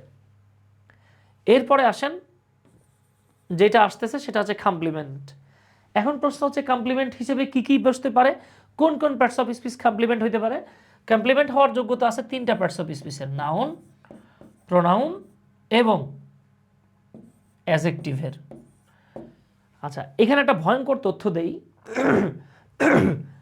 আপনি যদি অবজেক্ট আর কমপ্লিমেন্ট এই দুটো জিনিসের পার্থক্য না জানেন, অবজেক্ট আর কমপ্লিমেন্টের যদি পার্থক্য না জানেন, আপনি কখনোই শতভাগ ভয়েস চেঞ্জিং পারবেন না। কেন পারবেন না? কারণ আমরা আজীবন পড়ে আসছি ভয়েস চেঞ্জ করলে সাবজেক্ট এবং অবজেক্টের মধ্যে এক্সচেঞ্জ হয়, অবজেক্টটা সাবজেক্ট হয়, সাবজেক্টটা অবজেক্ট হয়। এখন আপনি ভদ্রলোক, আপনি ভদ্র মহোদয়েরা, আপনারা অবজেক্ট আর কমপ্লিমেন্টের পার্থক্য যখন জানবেন না, আপনাকে যখন subject plus verb plus complement দিয়ে একটা ভয়েস চেঞ্জিং দিয়ে রাখবে, বা একটা সেন্টেন্স দিয়ে আপনাকে যখন বলবে যে তুমি এটাকে ভয়েস চেঞ্জ করো, তখন আপনি কি করবেন? অবজেক্ট আর কমপ্লিমেন্টের পার্থক্য তো জানেন না, তখন হবে দেখা গেছে আপনি কমপ্লিমেন্টে নিয়ে সাবজেক্ট বানায় দিচ্ছেন, কাম শেষ। ঠিক আছে? আপনি কি করলেন? অবজেক্টে সাবজেক্ট না বানিয়ে কমপ্লিমেন্টে আপনি সাবজেক্ট বানায় দিলেন, কাজ শেষ, মারা সারা। ঠিক আছে? এরপর আসতেছে এক্সটেনশন। এক্সটেনশন তো মনে করেন আরেক জিনিস। হ্যাঁ, ওই যে ওই কিরে মধু মধু রসমালাই বলে না, একবারে এটা মধু মধু রসমালাই বাবা। এটা না জানলে যে কত বড় কট খাওয়ার সম্ভাবনা আছে সেটা আপনি কল্পনাও করতে পারবেন না। এইটা হয়ে যাবে অ্যাডভার্ব। তাইলে একটা সিম্পল ইস্যু আপনি খেয়াল করেন তো বাবা, আপনি যখন একটা সেন্টেন্সে সাবজেক্ট ভার্ব এই দুটো তো লিখবেনই, মানে মিনিমাল পার্ট হচ্ছে এই দুইটা, এই দুটো পার্ট থাকতেই হবে, মিস নাই। ঠিক আছে? Thank you AR Sohan, course admission. আমরা এমনভাবে আপনাদেরকে পড়াবো ইনশাল্লাহ। আপনি ফার্স্ট ক্লাস থেকে দেখতে পাচ্ছেন আমি একদম শুরু করলাম কোথা থেকে? নাম্বার পার্সন থেকে। হ্যাঁ, আমরা শুরু করব এমনভাবে, শুরু করেছি অলরেডি একদম বেসিক থেকে, এবং আপনি যাবেন অ্যাডভান্স লেভেল পর্যন্ত। যেমন আপনাদের আছে শুধু মডিফায়ার, সেকেন্ড পার্টে আমি আপনাদেরকে pre modifier, post modifier, side by side dangling modifier দেখাই দেবো। ড্যাংলিং মডিফায়ার থেকে যে কিছুদিন আগে প্রাইমারি স্কুল শিক্ষক পরীক্ষা হলো, এখানেও প্রশ্ন আসছে, মেডিকেলে আসে, ভার্সিটি অ্যাডমিশনে আসে, অ্যাগ্রিতে আসে। বুঝেন অবস্থা? ঠিক আছে? এই 4 মাসের কোর্সটাতে ইনশাল্লাহ আপনাদের ইংরেজি সেকেন্ড পার্ট পুরোটাই কভার হবে। তো যেটা বলতেছিলাম বাবা, আপনি যদি এই যে নাউন প্রোনাউন অ্যাডজেক্টিভ অ্যাডভার্ব কোন জায়গাটায় বসে এটা না জানেন, তাহলে পারফেক্ট ওয়েতে একটা সেন্টেন্স কীভাবে লিখবেন? পারবেন না। সো এই বিষয়গুলো আমরা এখন ধাপে ধাপে দেখব। তো এখানে যা দেখতেছেন উপরের সবগুলো স্ট্রাকচারেই কারেক্ট। প্লাস আমি আপনাকে একটা স্ট্রাকচার লিখে দেখাই। আমি আপনাকে এরকম স্ট্রাকচার লিখে দিতে পারবো যেখানে দেখবেন এই যে নাম্বার 7, ঠিক আছে, সাবজেক্ট থাকবে, প্লাস ভার্ব থাকবে, প্লাস অবজেক্ট থাকবে, প্লাস এরপরে এক্সটেনশন থাকবে, তারপরে আবার এক্সটেনশন থাকবে, তারপরে আবার এক্সটেনশন থাকবে, প্লাস এরপরে আরেকটা এক্সটেনশন থাকবে, প্লাস আরেকটা এক্সটেনশন থাকবে। চিন্তা করেন তো ভাই, হ্যাঁ চিন্তা করেন তো, এখন যেই ভদ্রলোক অবজেক্ট কমপ্লিমেন্ট এক্সটেনশনের পার্থক্য জানে না, উনি এরকম বাক্য কেমনে লিখবে? কিভাবে লিখবেন আপনি? অথচ দেখেন এগুলো কিন্তু ক্লাস 8, 9, 10-এর পড়াশোনা, এগুলো আপনাকে 8, 9, 10-এ পড়ালেই আপনি বুঝতে পারতেন। হ্যাঁ, তাহলে দেখেন সাবজেক্ট ভার্ব অবজেক্ট, এরপরে এক্সটেনশন এক্সটেনশন এক্সটেনশন, 5 এক্সটেনশনস। খেয়াল করছেন কেমনে আনা যায়? আমি দেখাবো ধাপে ধাপে, আমরা যাচ্ছি, আমরা এগুলোই দেখবো ইনশাল্লাহ।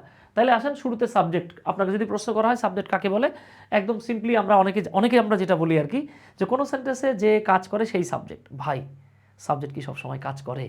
যেমন ধরেন আমি একটা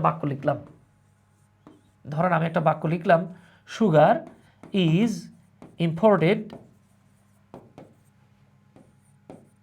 ফ্রম ব্রাজিল। আচ্ছা, আগে আমাকে একটু ছোট্ট করে বলেন তো আপনারা, এই সেন্টেন্সটা কি অ্যাক্টিভ নাকি দুইটিভ? এটা কি অ্যাক্টিভ নাকি দুইটিভ? মজা করে দুইটিভ বলছি, আবার সত্যি সত্যি দুইটিভ ভাইবেন না। এই সেন্টেন্সটা কি অ্যাক্টিভ নাকি প্যাসিভ? আপনাদের কাছে কি মনে হয়?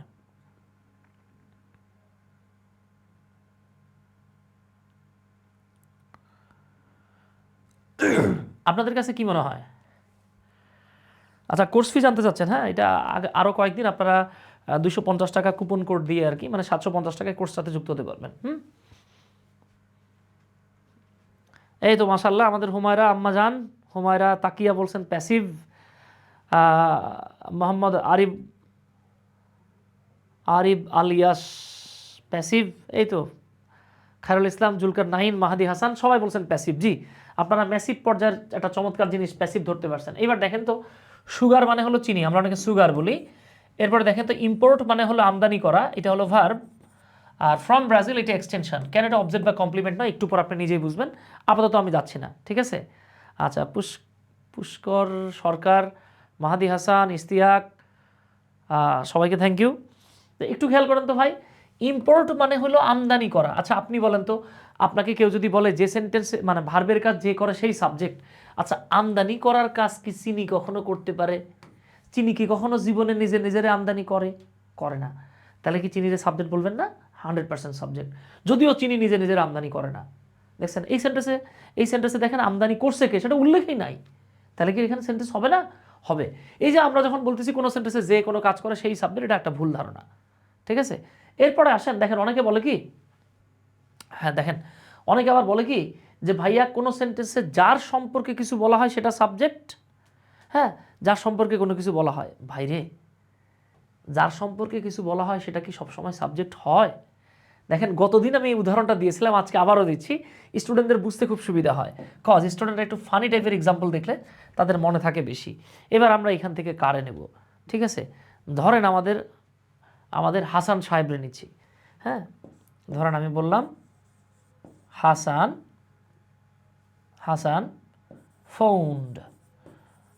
ফোন করেছিল। কাকে ফোন করছিল? A beautiful. ধরেন বিউটিফুল না লিখে আমি কিউট লিখলাম, জায়গা কম লাগবে। হ্যাঁ, কিউট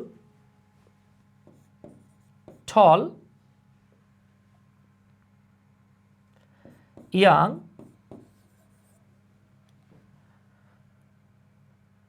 হোয়াইট, ধরেন লিখলাম ইন্ডিয়ান লেডি। ঠিক আছে, আমি জাস্ট বোঝানোর জন্য দিলাম আর কি। হ্যাঁ, আচ্ছা তাহলে আমি একটা ছোট্ট বাক্য লিখছি, মানে একদম বেশি পিচ্ছি না। Hasan found a cute tall young white Indian lady. তো দেখেন আমি এটা লেখার সময় একটু কয়েক সেকেন্ডের মধ্যে পজ দিয়েছিলাম, আপনারা খেয়াল করছেন কিনা জানি না। যেমন অনেকে চিন্তা করতে পারে ভাইয়া কিউট শব্দটা পরে দিয়ে টলটারে কি সামনে আনতে পারি? না, আনা যাবে না। আবার বলতে পারেন ভাই কিউট টলের পরে ইয়াং না দিয়ে হোয়াইট দিয়ে পরে ইয়াং দেওয়া যাবে? না, আনা যাবে না। অ্যাজেক্টিভ একসঙ্গে একাধিক অ্যাজেক্টিভ লেখার একটা নিয়ম আছে, এটা নিয়ে আমরা আরেকদিন আলোচনা করবো। হ্যাঁ, তো জাস্ট একটু খেয়াল করেন তো ভাই, আমরা যারা মনে করি যে কোনো সেন্টেন্সে যার সম্পর্কে কিছু বলা হয় তাকে সাবজেক্ট বলে, এটা একটা ভুল ধারণা। কারণ হাসান সম্পর্কে এখানে বলা হয়েছে, আবার লেডি সম্পর্কেও বলা হয়েছে। লেডি সম্পর্কে কি বলা হচ্ছে? লেডি সম্পর্কে বলা হচ্ছে এই লেডি হলেন ইন্ডিয়ান। লেডি সম্পর্কে বলা হচ্ছে এই লেডি হলেন ফর্সা। এই লেডি হলো ইয়াং বা কোচি। এই লেডি হলো লম্বা। এই লেডি হলো কিউট। তাহলে দেখেন লেডি সম্পর্কে তথ্য পেয়েছেন কয়টা? আবার লেডি কয়জন? একজন। 1 2 3 4 5 6, 6টা তথ্য পাইছেন। বাট আপনি এখানে হাসান সম্পর্কে জাস্ট একটা তথ্য পাইছেন, সেটা হচ্ছে হাসান ফোন করছে। হাসান কি কিউট নাকি আগলি জানেন না। হাসান কি টল নাকি শর্ট জানেন না। হাসান কি ইয়াং নাকি বুড়া জানেন না। হাসান কি হোয়াইট নাকি ব্ল্যাক জানেন না।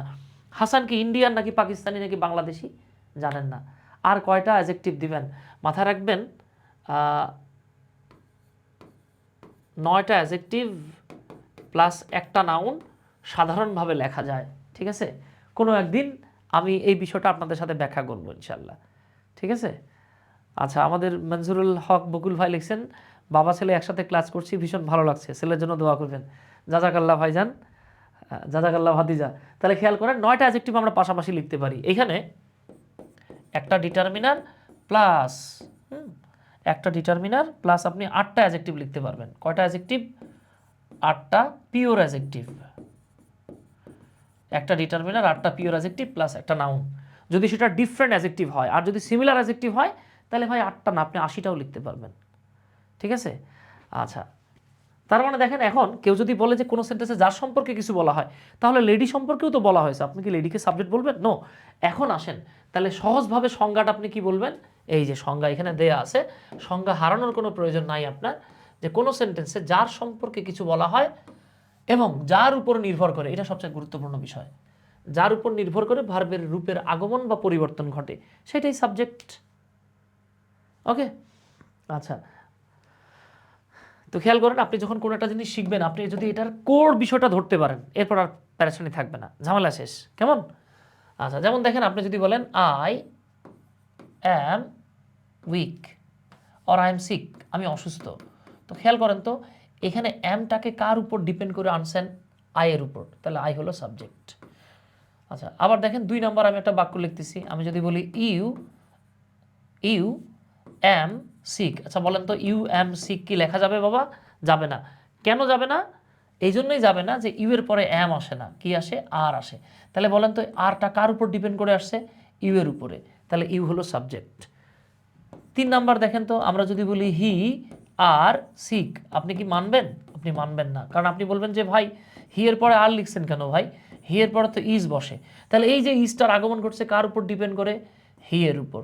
তাইলে মোদ্দা কথা দাঁড়াচ্ছে, যার উপরে ডিপেন্ড করে ভার্বের রূপের আগমন বা পরিবর্তন ঘটে, সেটাই সাবজেক্ট। ঝামেলা শেষ। ওকে, তাহলে বিষয়টা কি দাঁড়াচ্ছে দেখেন, যার উপর ডিপেন্ড করে ভার্বের আগমন বা পরিবর্তন ঘটে সেটাই সাবজেক্ট। আপনার আর এক্সট্রা প্যারা নেওয়ার দরকার নাই, চিল। এবার চলে আসেন ভার্ব কাকে বলে। খুব সহজ কথা, এগুলো নিয়ে আমরা সামনে আরও ডিটেলে যাব। তার আগে আমি আপনাদের জন্য জাস্ট একটা বেসিক তথ্য দিয়ে রাখছি। এগুলো আমরা যখন কমপ্লিটিং সেন্টেন্সে যাব, আমরা ক্লজে যাব, ফ্রেজে যাব, সেখানে গিয়ে ডিটেইল আলোচনা করব। ঠিক আছে? এখন ওই যে আমাদের নিলয় রায় জিজ্ঞেস করতেছে সব গ্রামার ইন ডিটেল পড়তে হবে। ধরে নেন নিলয় রায় আপনি সব গ্রামার ইন ডিটেল পড়লেন না, ধরেন আপনি পড়লেন না, ঠিক আছে? তাহলে ঝামেলাটা কি হবে ভাই? ঝামেলাটা হচ্ছে গিয়ে আপনি এখন পড়েন নাই, কিন্তু আপনার অ্যাডমিশনে গিয়ে পড়তে হবে। আপনি মেডিকেলে এক্সাম দিবেন, আপনার 15 মার্কের দেখবেন এই যে ইংরেজি থাকতেছে। আপনি অ্যাগ্রিতে পরীক্ষা দিবেন, আপনার ইংরেজি থাকতেছে। আপনার সায়েন্সের স্টুডেন্ট, ইংরেজি থাকতেছে। এরপরে দেখেন আপনি গিয়ে চিটাগাং ইউনিভার্সিটিতে এক্সাম দিবেন, সায়েন্স থেকেই আপনার ইংরেজি দাগাতেই হবে। ইংরেজি না দাগালে আপনি মানে পরীক্ষা পাসই করতে পারবেন না। ঠিক আছে? আমার ঠিক যতটুকু প্রয়োজন আমি ততটুকুরই আয়োজন করব। ঠিক আছে? আচ্ছা, তাহলে মাথায় রাখেন কিন্তু, হ্যাঁ, অর্থাৎ আপনার ইন্টার সেকেন্ড ইয়ারে যেই 12টা গ্রামাটিক্যাল আইটেমস আছে, এই 12টা আইটেমের সাথে যা যা রিলেটেড, হ্যাঁ, এবং এই রিলেটেড টপিকের সাথে অ্যাডমিশনে যা আছে আমি সব কভার করাই দেবো ইনশাল্লাহ। ঠিক আছে? আচ্ছা, তাহলে দেখেন সাবজেক্ট হওয়ার যোগ্যতা আল্লাহ 6টা জিনিসটা দিছে। নাউন, প্রোনাউন, হ্যাঁ আমি কিন্তু একটু আগে 2টা বলছিলাম, এখন আপনারা আবার বলতে পারেন ভাইয়া আপনি না বলছেন নাউন প্রোনাউন ছাড়া অন্য কিছু সাবজেক্ট হয় না? তাহলে এখানে হচ্ছে, হ্যাঁ হচ্ছে তো। ওই যে নাউন ফ্রেজ হচ্ছে নাউনই তো, নাউন ক্লজ হচ্ছে নাউনই তো, জিরান্ড হচ্ছে। জিরান্ড আবার কি জিনিস? আইএনজি যুক্ত ভার্ব যখন নাউনের কাজ করে তখন তাকে জিরান্ড বলা হয়।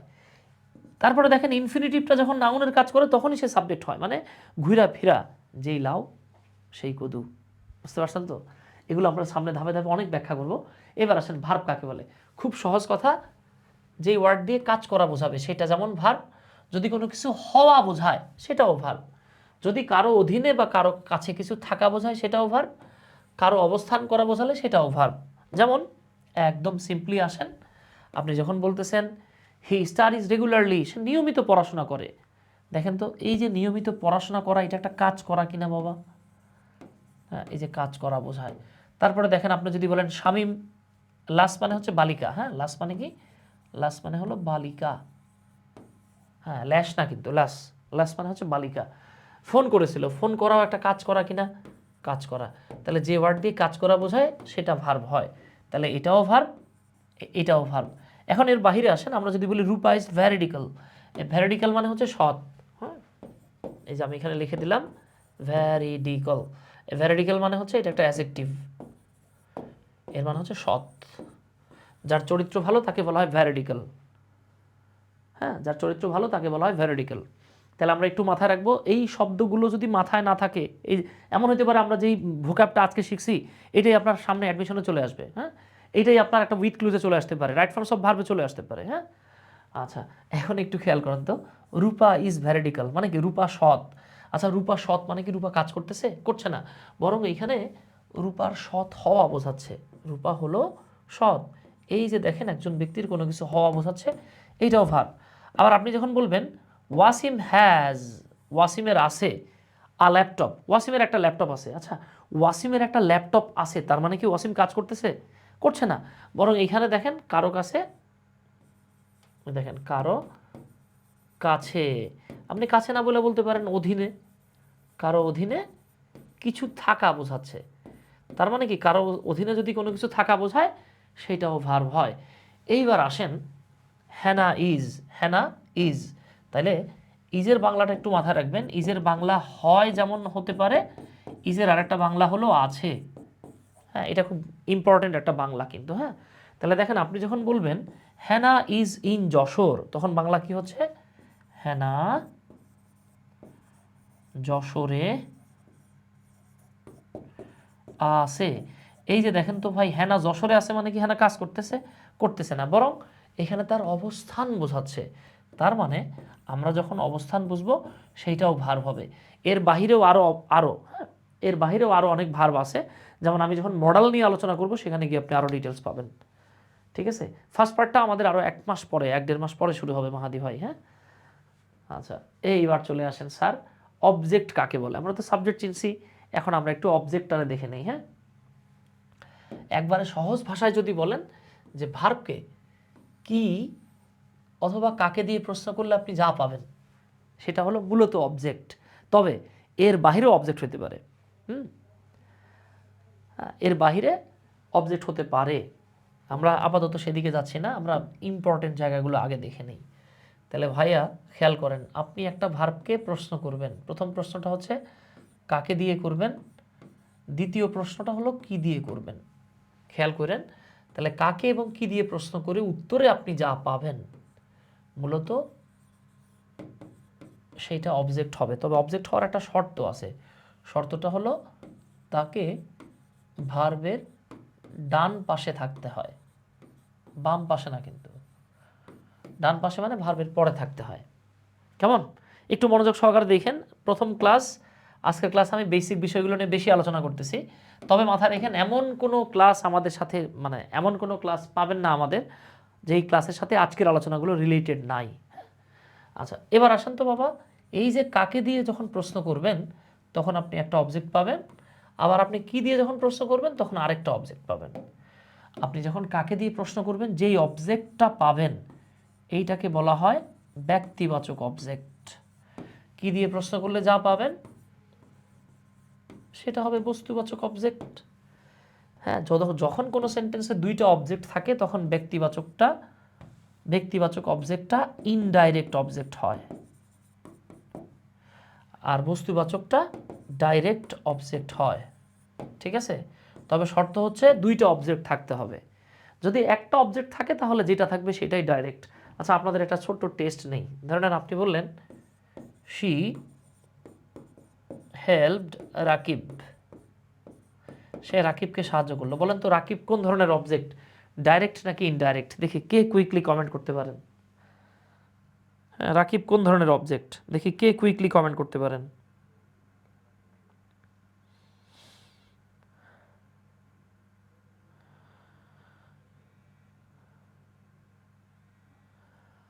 রাকিব কোন ধরনের অবজেক্ট, ইনডাইরেক্ট নাকি ডাইরেক্ট? দেখি আপনারা কথা ঠিকঠাক মতো শুনছেন কিনা। এই তো মাশাআল্লাহ, সাইমা সাদিয়া, বিপ্লব হাসান মজুমদার, জমাদ্দার, তাই না? আচ্ছা আচ্ছা, ও মাই গড, হুমায়রা তাকিয়া, আরে বাবা সাব্বাস, মাশাআল্লাহ। খায়রুল ভাই এটা কি করলেন? নীরব ভাই পর্যন্ত ঠিক ছিল। খায়রুল ভাই বলছে দেখেন, যখন কোনো সেন্টেন্সে একটাই অবজেক্ট থাকে বাবা সেটা সবসময় ডাইরেক্ট হয়। জুলকার নাইন, আপনি তো গিট্টু লাগাই দিলেন বাবা। দেখেন এটা হবে ডাইরেক্ট। এখন বলতে পারেন ভাই আপনিই না বলেন যে দুটো অবজেক্ট থাকলে ব্যক্তিটা হচ্ছে কি ইনডাইরেক্ট হয়। হ্যাঁ হয়তো, এখানে কি দুইটা আছে নাকি? এখানে তো আছে একটা, একটা থাকলে ডাইরেক্ট ভাই। ঠিক আছে ইশতিয়াক ভাই, মাহাদি ভাই, হ্যাঁ একটা থাকলে ডাইরেক্ট, যদি একের অধিক থাকে সেক্ষেত্রে ইনডাইরেক্ট আর ডাইরেক্টের কোয়েশ্চেন আসতেছে। আচ্ছা, তাহলে আমি এটা মুছে ফেলাইলাম, এটা আপনাদের মাথার মধ্যে রাখতে হবে। হ্যাঁ, এবার আসেন, এখন আমরা যদি কোনো জায়গায় দুইটা অবজেক্ট পাই তখন আমাদের কাজ হবে, মাথায় রাখবো আমরা আমরা সব সময় আগে লিখব ব্যক্তি, ঠিক আছে, এরপরে লিখব বস্তু। কোনো কারণে ধরেন আপনি আগে বস্তু লিখে ফেলছেন বাবা, পরে লিখছেন ব্যক্তি। হ্যাঁ, আমি সবসময় এই জায়গাটাতে মজা করি বলি যে দেখেন ব্যক্তিরে পরে দিচ্ছেন তাহলে মন ভেঙে যাবে না? ভেঙে যাবে। তো এই ভাঙা মন জোড়া দেওয়ার জন্য তখন আঠা হিসেবে কাজ করবে কি জানেন? টু। কিছু কিছু রেয়ার কেস আছে যে জায়গাতে টু না বসে ফর বসে, সেটা কয়েক হাজারে দুই একবার। হ্যাঁ, আচ্ছা আসেন তাহলে আমরা এইবার এটার কিছু উদাহরণ দেখে নেই। ঠিক আছে, উদাহরণের সমার্থক শব্দ হলো ভিজ। এই ভিজ বললে আমরা পানিওয়ালা ডান্স দিতে দিতে ভিজাভিজিতে যাব না, আমরা জাস্ট খেয়াল করি উদাহরণের সমার্থক শব্দ হলো ভিজ। আসেন আমরা একটা ভিজ দেখে নেই। হ্যাঁ আচ্ছা, এক ধরনের আপনি বললেন শি শৌড, তাহলে বাংলা কি ভাই? সে দেখালো। কাজ কিন্তু আমার হয়ে গেছে, এই যে সাবজেক্ট, এই যে ভার্ব। এইবার আপনি প্রশ্ন করতে পারবেন যে সুমন ভাই সে দেখালো, খুব ভালো কথা, তা দাদা সে কাকে দেখালো আর সে কি দেখালো? এই কাকে দেখালোর উত্তরে আমরা একটা অবজেক্ট পাবো, কি দেখালো প্রশ্নের উত্তরও আমরা একটা অবজেক্ট পাবো। আচ্ছা তাহলে কাকে দেখালো, ধরেন আমি বলতে পারি সে রানাকে দেখালো। কেমন? সে শৌড রানা, সে রানাকে দেখালো। এই যে রানা হলো আমাদের অবজেক্ট। হ্যাঁ আচ্ছা, আমরা একটু দেখবো ভার্বের আগেরটা পরেরটা এক নাকি আলাদা। যদি আলাদা হয় তাহলে অবজেক্ট। সে মানে এটা একটা মেয়ের কথা বলা হচ্ছে, মেয়েটা রানাকে দেখাইলো। এখন মেয়ে আর রানা কি এক? এক না, আলাদা। আলাদা হলে সবসময় অবজেক্ট হবে। এইবার প্রশ্ন করেন ভাই কাকে দেখাইছে? রানাকে। কি দেখাইছে? আমরা বলতে পারি দ্য লেটার, পত্রটা। হ্যাঁ আচ্ছা, লেটার না, বাদ দিই, বই লিখি, দ্য বুক।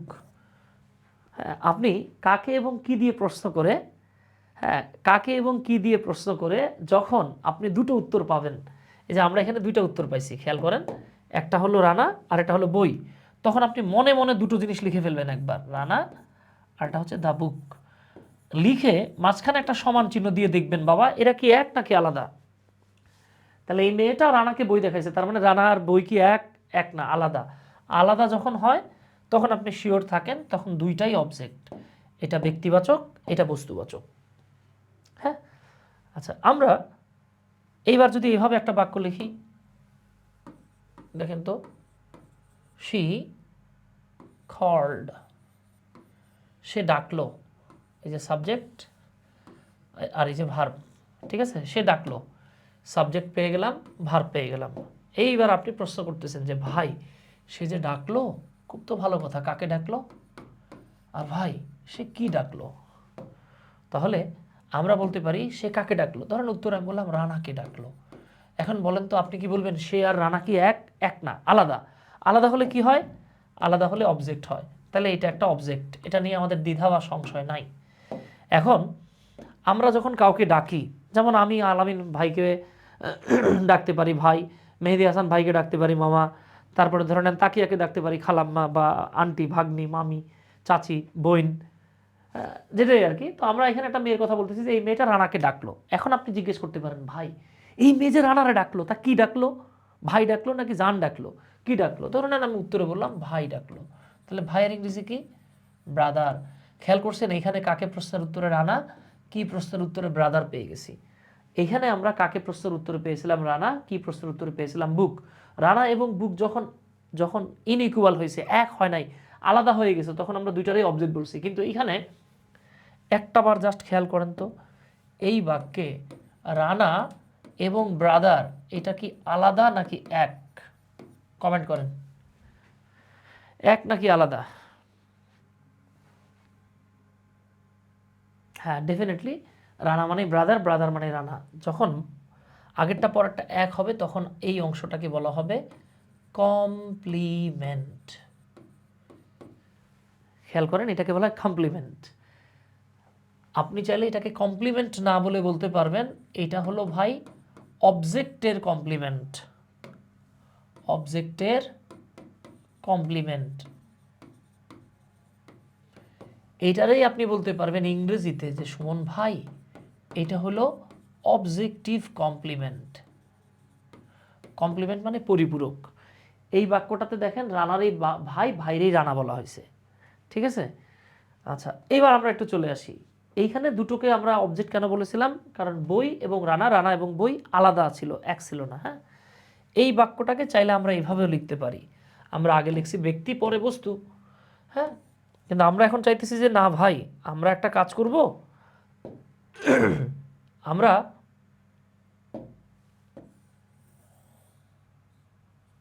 আমরা উল্টা কাজটা করব। তো আমরা কি কাজ করব? আমরা আগে বস্তু লিখব পরে ব্যক্তি লিখব। লেখেন, কোনো সমস্যা নাই।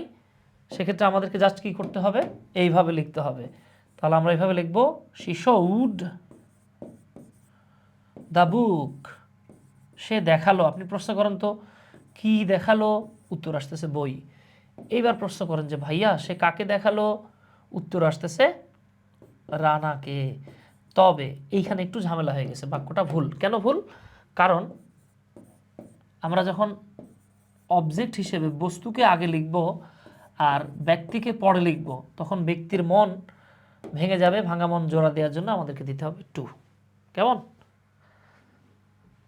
ওকে, কারো কোনো প্রশ্ন আছে কিনা প্লিজ?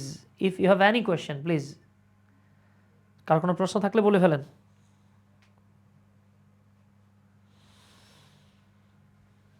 আচ্ছা, মাশাআল্লাহ। তাইলে এইবার চলে আসেন তো। এইখানে আমরা একটা পেয়েছি অবজেক্ট আর একটা পাইছি কমপ্লিমেন্ট, কিন্তু এখানে আমরা দুইটাই অবজেক্ট পেয়েছি। আপনি যখন ভয়েস চেঞ্জ করবেন তখন এই দা বুককে সামনে নিয়ে সাবজেক্ট বানাতে পারবেন, আবার রানাকেও সামনে নিয়ে সাবজেক্ট বানাতে পারবেন। বাট আপনি যখন এই সেন্টেন্সটার ভয়েস চেঞ্জ করবেন, শুধু রানাকেই আপনি সামনে নিতে পারবেন, দা বুক ব্রাদারকে নিতে পারবেন না। ওকে, তাহলে আমি ধরে নিচ্ছি ইনশাল্লাহ এতটুকু আপনার ক্লিয়ার হয়ে গেছে। এইবার আসেন অবজেক্ট হওয়ার যোগ্যতা কোন কোন পার্টস অফ স্পিচের আছে। এখানেও 6টা জিনিস অবজেক্ট হতে পারে। একটা হলো নাউন, আরেকটা হলো প্রোনাউন, আরেকটা হচ্ছে নাউন তবে সেটা নাউন ফ্রেজ হবে, আরেকটা হলো নাউন তবে সেটা নাউন ক্লজ হবে। ক্লজ ফ্রেজ নিয়ে আপনাদের সিম্পল কমপ্লেক্স কম্পাউন্ড ক্লাসের আগে আবারও বলি, সিম্পল কমপ্লেক্স কম্পাউন্ড নিয়ে যখন কথা বলবো তার আগে আমরা ক্লজ নিয়ে ডিটেল আলোচনা করব, ফাইনাইট নন ফাইনাইট নিয়ে আলোচনা করব। সো প্যারেশানে নিয়েন না। ফাইনাইট নন ফাইনাইটে আবার জিরান্ড এবং ইনফিনিটিভের আলোচনা থাকবে। সো এগুলো জাস্ট আমি বলে রাখলাম, এখন আপনি বুঝতেছেন না, সামনে বুঝবেন ইনশাল্লাহ। কেমন? এই ডাবল অবজেক্ট এটা অলরেডি আমাদের ডান, ঠিক আছে? ডাবল অবজেক্ট আমাদের ইতিমধ্যে হয়ে গেছে। আমরা এখন দেখব সাবজেক্টিভ কমপ্লিমেন্ট। তাহলে আমরা একটু আগে কি দেখলাম? আমরা অবজেক্টিভ কমপ্লিমেন্ট দেখছি, ঠিক আছে? আমরা একটু আগে অবজেক্টিভ কমপ্লিমেন্ট দেখেছি। এখন আমরা সাবজেক্টিভ কমপ্লিমেন্টটা দেখব। জুলকার 9 বলতেছেন ডাইরেক্ট আর ইনডাইরেক্টটা আরেকবার বুঝাই দিলে ভালো হতো। ঠিক আছে জুলকার 9, দেখেন এই যে আমরা কোথায় ছিলাম? আমরা ছিলাম এই যে এই জায়গাটাতে, তাই না? হ্যাঁ, আমরা যখন দুইটা অবজেক্ট পাইছি, এই যে এটা ব্যক্তিবাচক এটা বস্তুবাচক, তাই না? এই যে ব্যক্তি এটা বস্তু, যখন দুইটা অবজেক্ট থাকবে তখন ব্যক্তিটাকে বলা হয় ইনডাইরেক্ট অবজেক্ট, বস্তুটাকে বলা হয় ডাইরেক্ট অবজেক্ট। হ্যাঁ, এই আবার আপনি দেখেন বস্তু আগে লেখেন পেছনে লেখেন, যদি দুইটা অবজেক্ট থাকে সেক্ষেত্রে বস্তুটাকে আমরা ডাইরেক্ট হিসেবে পাই, ব্যক্তিটাকে আমরা ইনডাইরেক্ট হিসেবে পাই। ওকে, আর যদি অবজেক্ট একটাই থাকে, যেমন আপনি যদি বলেন শি মেট রানা, সে রানার সঙ্গে দেখা করলো, অবজেক্ট একটাই, এখানে ডাইরেক্ট ইনডাইরেক্টের আলাদাভাবে চিন্তা করার দরকার নাই। একটা অবজেক্ট থাকলে সেটা সবসময় ডাইরেক্ট হয়, ঠিক আছে?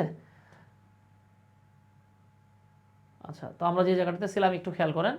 আমরা এখন দেখব সাবজেক্টিভ কমপ্লিমেন্ট। খুব সহজ জিনিস, এটা বোঝার জন্য রকেট সায়েন্সের দরকার নাই। হ্যাঁ, রকেট সায়েন্স জানতে হবে না, আপনি জাস্ট এতটুকু মাথায় রেখেন তাহলে হয়ে যাবে। আচ্ছা, আমি তারপরেও রকেট সায়েন্স মিসাইল সায়েন্স সব দেখাইতেছি। আচ্ছা নেন মুরব্বি।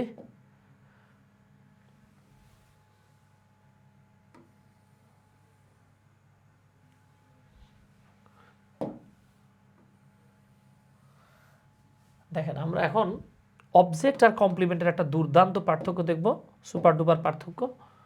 এটা মারাত্মক গুরুত্বপূর্ণ, খেয়াল করবেন। আমরা এই পার্শ্বে লিখছি অবজেক্ট, এই পার্শ্বে লিখতেছি কমপ্লিমেন্ট। তবে এটাকে আমরা শুধু কমপ্লিমেন্ট না বইলা আমরা এটাকে সাবজেক্টিভ কমপ্লিমেন্ট বলবো। হ্যাঁ, একটু মনোযোগ সহকারে দেখেন, কিন্তু নেক্সট ক্লাসগুলোতে আমি এগুলো আপনাদেরকে বারবার জিজ্ঞেস করব, তখন না পারলে খবর আছে বাবা। আচ্ছা দেখেন, এইটা বুঝতে গেলে আমরা একদম সহজভাবে বলি। হ্যাঁ, একবারে সহজ করে বলি। আপনি দুইটা বাক্য লিখে দেখাই আমি আপনাকে। ধরেন আমি লিখলাম রানা কুকস কারি, রানা তরকারি রান্না করে। আর এখানে আমি আরেকটা বাক্য লিখতেছি, আমি লিখলাম রানা লুকস স্ট্রং। হ্যাঁ, রানা কুকস কারি, রানা লুকস স্ট্রং।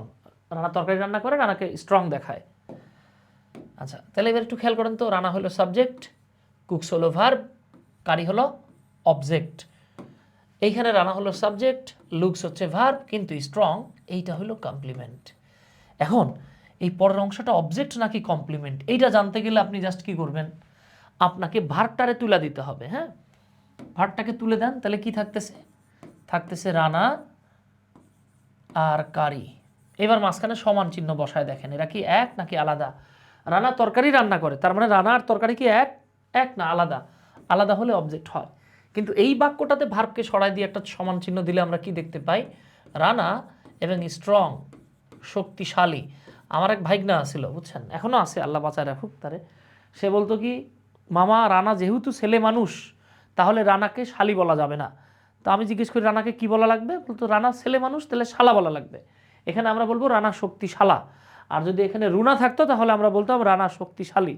তো ওর ভাগ্য ভালো, ও আমাদের ওমর ফারুক ভাইয়ের কাছে বাংলা ব্যাকরণ পড়ে নাই, নাহলে ওরে পিঠায় সোজা বানায় ফেলাইতো। হ্যাঁ, তো দেখেন, তো তার কথা হইতেছে ছেলে মানুষ তাহলে শালী হবে কি জন্য, শক্তিশালা হওয়া উচিত, তাই না? তাহলে এই বাক্যটাতে আমরা একটু দেখি, রানা আর শক্তিশালীকে আলাদা নাকি একই, একই জনের বোঝানো হয়েছে, একই। এই যে আগেরটা পরটা যখন এক হয় তখন পরের অংশটাকে বলা হয় কমপ্লিমেন্ট। এখন স্ট্রং বলতে যেহেতু রানা বা সাবজেক্টকে বোঝাচ্ছে, তাই এইটাকে বলা হয় subjective complement. That's all, okay, that's ইট।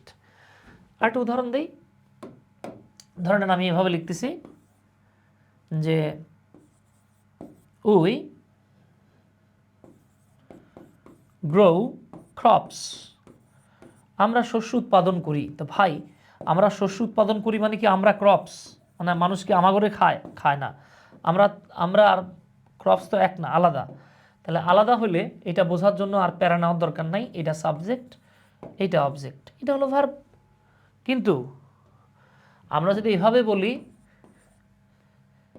যে উই আর স্টুডেন্টস, খেয়াল করেন তো এটা কি সাবজেক্ট, এটা ভার্ব, এটা কি, এইটার নাম সাবজেক্টিভ কমপ্লিমেন্ট। কেন সাবজেক্টিভ কমপ্লিমেন্ট? কারণ আগেরটা পরটা এক, ঠিক আছে? আচ্ছা, পারবো না আমরা ইনশাল্লাহ? ইনশাল্লাহ পারবো, ঠিক আছে। তাইলে মুরব্বি এইবার চলে আসেন, আমরা এখন একটা খুব ইন্টারেস্টিং ভার্ব চিনব, যেই ভার্বটার নাম হলো লিঙ্কিং ভার্ব।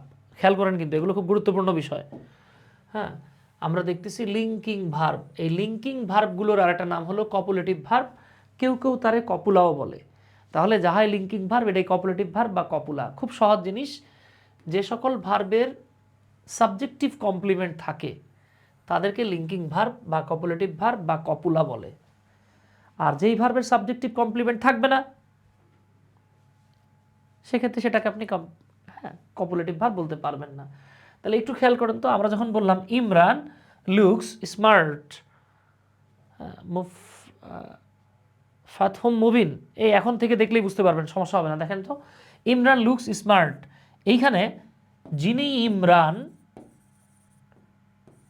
তিনি স্মার্ট কিনা বাবা? 100%। এখানে ইমরান মানে স্মার্ট, স্মার্ট মানে ইমরান। ভার্বের আগেরটা এবং পরেরটা যখন একে অপরের পরিপূরক হয়ে যায় তখন পরের অংশটাকে বলা হয় সাবজেক্টিভ কমপ্লিমেন্ট। তাহলে ইমরান এবং স্মার্ট দুটোকে লিঙ্কড করছে কে? লুকস। দিস ইজ হোয়াই, এই লুকস হচ্ছে লিঙ্কিং ভার্ব, ঠিক আছে? এটাই হলো গিয়ে কি ভার্ব? Linking verb. এবার আসেন, আপনি একজন মানুষের কথা বলছেন যে হি ওয়াজ আ ডক্টর, তিনি ছিলেন একজন চিকিৎসক। ভাই হি আর ডক্টর কি আলাদা? আলাদা না, একই ব্যক্তি। এই যে আগেরটা পরেরটা যখন একই হয় তখন পরের অংশটাকে বলা হয় সাবজেক্টিভ কমপ্লিমেন্ট। আর যেই ভার্ব দিয়ে তারা লিঙ্কড থাকে তাদেরকে বলা হয় লিঙ্কিং ভার্ব। এতটুকু বোঝা গেছে কি না প্লিজ বলেন?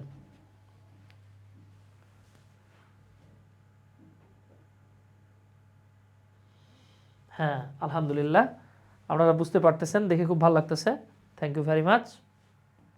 এইবার আসেন, আমাদেরকে ছোটবেলা থেকে এরকম কিছু ভার্ব দেখানো হয়েছে, আপনাদেরকেও দেখানো হবে, কিন্তু সমস্যা হলো আপনাকে বলবে কি যে এই ভার্বগুলো থাকলে লিঙ্কিং ভার্ব হয়।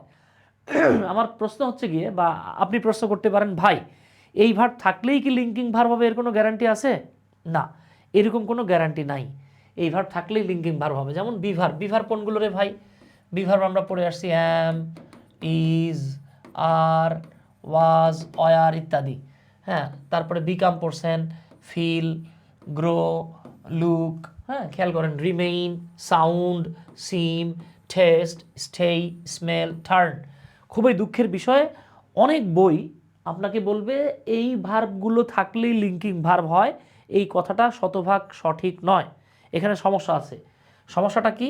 সমস্যাটা হলো উপরের ভার্বগুলো একমাত্র তখনই লিঙ্কিং ভার্ব হবে যদি এদের পরে সাবজেক্টিভ কমপ্লিমেন্ট থাকে। যদি না থাকে তাহলে লিঙ্কিং ভার্ব হবে না। ঠিক আছে? আচ্ছা, আমি তাহলে দুইটা বাক্য লিখবো, আপনারা লিঙ্কিং হলে লিখবেন ইয়েস, না হলে লিখবেন নো। ঠিক আছে? জাস্ট নাম্বার দিয়ে লিঙ্কিং হলে লিখবেন ইয়েস, না হলে লিখবেন নো। 1-এ ইয়েস বা নো, 2-তে ইয়েস বা নো। ঠিক আছে? তাহলে আসেন, ধরেন আমি একটা বাক্য লিখলাম,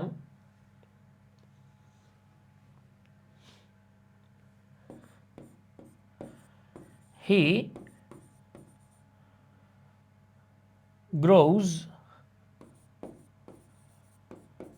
ভেজিটেবলস। 2 নম্বরে লিখলাম, আর একটু বড় করি, হি ইজ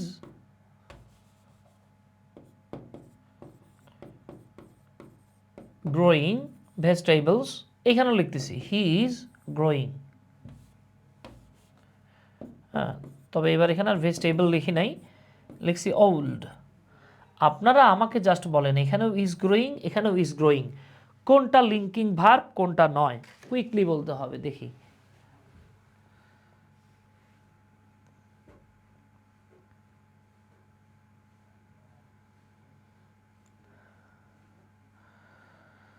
কোনটা লিঙ্কিং ভার্ব আর কোনটা লিঙ্কিং ভার্ব নয়। আমরা একটু ট্রাই করি, দেখি কে কে বলতে পারেন। ওয়াও, মাশাআল্লাহ। এই তো জুলকার নাইন, উনি বলছেন নো ইয়েস। হ্যাঁ, নীরব আহমেদ বলছেন 2 নাম্বারটা ইয়েস। এ আর শান্ত, এই তো গুড, মাশাআল্লাহ, থ্যাংক ইউ, থ্যাংক ইউ। সোহান ভাই, মাহফুজা বেগম, বিপ্লব কুমার, গৌতম মোদি দাদা, বিপ্লব হাসান জমাদ্দার, ইশতিয়াক আহমেদ, এই তো ধন্যবাদ। আমরা যখন বলতেছি হি ইজ গ্রোয়িং ভেজিটেবলস, তিনি শাকসবজি জন্মাচ্ছেন। আচ্ছা ভাই, উনি আর শাকসবজি কি এক? এক না। হ্যাঁ, এখানে আগেরটা পরেরটা নট ইকুয়াল। সো আমরা এইটারে সাবজেক্ট বলবো, এটারে বলবো অবজেক্ট। দেখেন, আমরা একটু আগে বলছি যে ভার্বের, দেখেন আমরা কি বলছিলাম, আমরা বলছি যে ভার্বের সাবজেক্টিভ কমপ্লিমেন্ট থাকে তাকে বলা হয় লিঙ্কিং ভার্ব। এখন আপনার মাথায় প্রশ্ন আসতে পারে, ভাই তাহলে অবজেক্ট থাকলে সেটারে কি বলা হবে? খুব সহজ কথা, যে ভার্বের পরে অবজেক্ট থাকে সেগুলোকে বলা হয় ট্রানজিটিভ ভার্ব। মাথায় রাখবেন, ট্রানজিটিভ ভার্ব না হলে ভয় চেঞ্জ করা যায় না। হ্যাঁ, এই যে আমি এখানে একটা বিষয় লিখে দিচ্ছি, সাধারণত ট্রানজিটিভ ভার্ব না হলে ভয়েস চেঞ্জ করা যায় না। তাহলে খেয়াল করেন, ভয়েস চেঞ্জ করতে গেলে আপনার ট্রানজিটিভ ভার্ব লাগবে। ট্রানজিটিভ ভার্ব মানে কি? যেই ভার্বের পরে অবজেক্ট থাকে। এই যে দেখেন, আপনি যখন বলতেছেন শি ফিনিশড দ্য টাস্ক, সে কাজটা শেষ করলো, অবজেক্ট আমরা কিভাবে পাই? কি বা কাকে দিয়ে প্রশ্ন করে পাই? সে শেষ করলো। প্রশ্ন করেন তো, সে কি শেষ করলো? উত্তর আসতেছে কাজ। সে আর কাজ কি এক? এক না, আলাদা। সো এটা অবজেক্ট, তাই এইটা হলো টিভি। আবার টেলিভিশন বললেন না, ট্রানজিটিভ ভার্ব। ঠিক আছে? এবার দেখেন, হামিম গট দ্য লেটার, হামিম পত্রটি পেয়েছিল। আপনি প্রশ্ন করেন তো বাবা, কি পেয়েছিল? উত্তর আসতেছে কি? The letter. সো এটা একটা অবজেক্ট, তাই এটার নাম হলো ট্রানজিটিভ ভার্ব। তাহলে অবজেক্ট থাকলে ট্রানজিটিভ ভার্ব। হ্যাঁ, আর সাবজেক্টিভ কমপ্লিমেন্ট চিনছি না আমরা? চিনে ফেলছি। এইবার দেখেন তো, হি ইজ গ্রোয়িং ওল্ড, এইখানে এই বাক্যের বাংলা হলো, অনেকে চিন্তা করবে সে কি বুড়া জন্মাচ্ছে? না ভাই, সে বৃদ্ধ হয়ে যাচ্ছে, বৃদ্ধ হয়ে যাচ্ছে। এখানে গ্রোয়িং মানে হলো বিকামিং। তাহলে এইখানে দেখেন, এই যে হি আর বুড়া কিন্তু একই, তার মানে হি মানে এই যে বুড়া খাটাস হয়ে যেতেছে, তাহলে এটা সাবজেক্ট। এইটা কি দাদা? এইটা হলো কমপ্লিমেন্ট। তাহলে এইটার নামই হলো লিঙ্কিং ভার্ব। আমি এভাবেই আপনাদেরকে কোয়েশ্চেন দিয়ে রাখছি। দেখেন, হি গ্রু ওল্ড, সে বৃদ্ধ হয়ে গেল। গ্রোর পাস্ট টেন্স হচ্ছে গ্রু, আমরা অনেকে এটাকে গ্রিউ বলি, হ্যাঁ এটার উচ্চারণ হচ্ছে গ্রু। গ্রু মাথায় রাখবো আমরা, আমি বারবার বলি যাতে আপনারা ভুলে না যান। এটার উচ্চারণ হচ্ছে ড্রু, আমার কথা বিশ্বাস না হলে ডিকশনারিতে সার্চ দেন। এটার উচ্চারণ হলো ফ্লু, আমরা অনেকে এটাকে ফ্লিউ বলি, আমি নিজেও বলছি জীবনে অনেকবার, ঠিক আছে। তাহলে দেখেন তো হি এবং ওল্ড একই ব্যক্তি, সো আনডাউটেডলি আপনি এটাকে লিঙ্কিং ভার্ব বলবেন। কিন্তু আপনি যখন 2 নাম্বার প্রশ্নে চলে আসছেন, হি গ্রু রাইস, সে ধান উৎপাদন করলো, সে ধান জন্মালো, এখানে আপনি কি বলবেন যে ভাই ওই বেড়াই হলো ধান, বাইরে এই বেড়া তো আর ধান হইতে পারবে না, ঠিক আছে। আচ্ছা তাহলে হ্যাঁ এই বেড়া ধানের শীষ হইতে পারে আর কি, তাই না, ধানের শীষের মার্কা নিতে পারে, কিন্তু সে তো আর ধান না। তাহলে আগেরটা পরেরটা আলাদা, আলাদা হলে অবজেক্ট হয়, যেই ভার্বের পরে অবজেক্ট থাকে সেই মামুর বেটাকে আমরা ট্রানজিটিভ ভার্ব বলি। দেখেন তো ক্লিয়ার কিনা? ক্লিয়ার। তাহলে দেখেন আমরা কিন্তু subject object complement, subject object complement চিনে ফেলছি, কিন্তু ভার্ব চিনে ফেলছি, তাই না। আমরা 2 রকমের অবজেক্ট চিনছি, একটা হলো ব্যক্তিবাচক অবজেক্ট আর একটা হলো বস্তুবাচক অবজেক্ট। হ্যাঁ আবার আমরা কমপ্লিমেন্ট চিনছি 2 রকমের, একটা হলো সাবজেক্টিভ কমপ্লিমেন্ট আর একটা হলো অবজেক্টিভ কমপ্লিমেন্ট। এইবার আসেন অবজেক্টিভ কমপ্লিমেন্ট কি, এই যে আমি লিখে রাখছি এখানে বাবা, হ্যাঁ দেখেন কোনো সেন্টেন্সে অবজেক্টের পরের অংশটুকু যদি অবজেক্টরেই বোঝায় তখন তাকে বলা হয় অবজেক্টিভ কমপ্লিমেন্ট। মেলে কিনা বাবা একটু দেখেন তো, না বুঝলে আল্লাহর ওয়াস্তে, হ্যাঁ না বুঝলে চুপ করে থাকেন না, আমারে বলেন, আমি একবার না আমি আপনার জন্য বারবার বলবো, আমি বারবার বলবো, আপনার প্রবলেমটা সমাধান হয়ে যাক, ঠিক আছে। না না জেনে থাকা যাবে না, আমাদের যেটা সমস্যা থাকবে আমরা সমস্যার সমাধান করব, হ্যাঁ মানে না জেনে থাকবো না আমরা, এই জায়গাগুলো কভার করতে হবে। তাহলে এবার খেয়াল করেন তো, দ্য হেডমাস্টার প্রধান শিক্ষক মেইড হিম, তাকে বানালেন। তো বাবা আপনি আগে প্রশ্ন করেন যে ভাইয়া কাকে বানালেন, তারপরে ভাইয়া কি বানালেন। তো ভাই আপনি যখন প্রশ্ন করলেন কাকে বানালেন, উত্তর আসছে হিম, তাকে কি বানাইছে ক্যাপ্টেন। এখানে একটা ছোট্ট মিস্টেক হয়ে গেছে, দেখি আপনারা এটা ধরতে পারেন কিনা। মিস্টেকটা হলো এই ক্যাপ্টেন একটা সম্মানিত পদ, যখন পদ সম্মানিত হয় তখন তার ফার্স্ট লেটার যেটা এটা আপার কেসে লিখতে হয়। এখন ছেলে মানুষ আবার চিন্তা করতে পারে যে ভাই আপার কেস হলো ভাই, দুলা ভাইয়ের কেস হয় না, না ভাই এটা শুধু আপার কেস হয়, দুলা ভাইয়ের কেস বলতে কিছু নাই। হ্যাঁ তাহলে একটু খেয়াল করেন, এই যে ক্যাপ্টেন,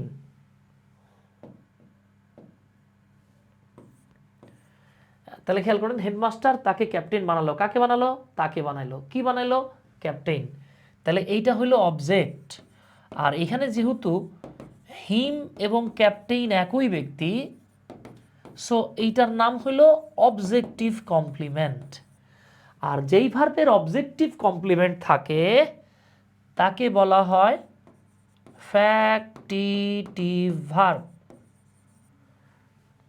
তাহলে খেয়াল করেন, ঠিক আছে, যেই ভার্বের অবজেক্টিভ কমপ্লিমেন্ট থাকে তাকে বলা হয় ফ্যাক্টিটিভ ভার্ব।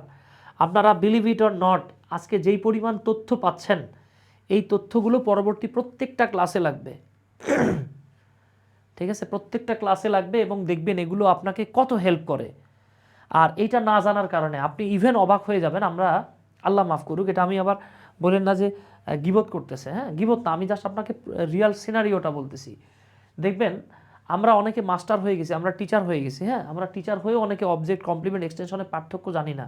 তো ভাই আমি যদি অবজেক্ট কমপ্লিমেন্ট এক্সটেনশনের পার্থক্য না জানি, সেক্ষেত্রে একটা বড় সেন্টেন্সের কোন অংশটাকে আমি মানে প্যাসিভ থেকে অ্যাক্টিভ করব, অ্যাক্টিভ থেকে প্যাসিভ করতে গেলে অবজেক্টের সাবজেক্ট, সাবজেক্টের অবজেক্ট বানাবো, এ তো ঝামেলা, বুঝতে পারছেন তো।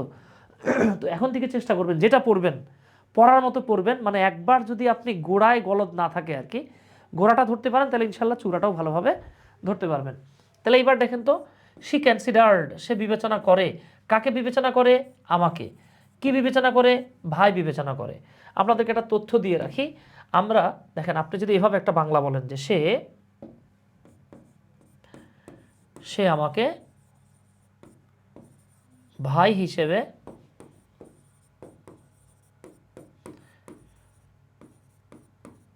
বিবেচনা করে। আচ্ছা বলেন তো হিসেবে, এটা একটা প্রেপোজিশন, এই হিসেবে বোঝানোর জন্য আমাদের কি লিখতে হয়, অ্যাজ লিখতে হয়। একটা ইন্টারেস্টিং টার্ম আপনাদেরকে আমি দেখাই, আজীবন কাজে লাগবে, হ্যাঁ এগুলো কাজে লাগবে, এগুলো এক্সামে আসে বাবা, হ্যাঁ। আচ্ছা খেয়াল করেন, আপনি যদি বলেন সে আমাকে ভাই হিসেবে বিবেচনা করে, হি কনসিডার্ড মি অ্যাজ ব্রাদার, তাহলে এই সেন্টেন্সটা কাটা যাবে। কনসিডারের পরে কখনোই প্রেপোজিশন বসে না। কিন্তু আপনি যদি বিবেচনা করার আরেকটা ইংরেজি লিখতেন যে হি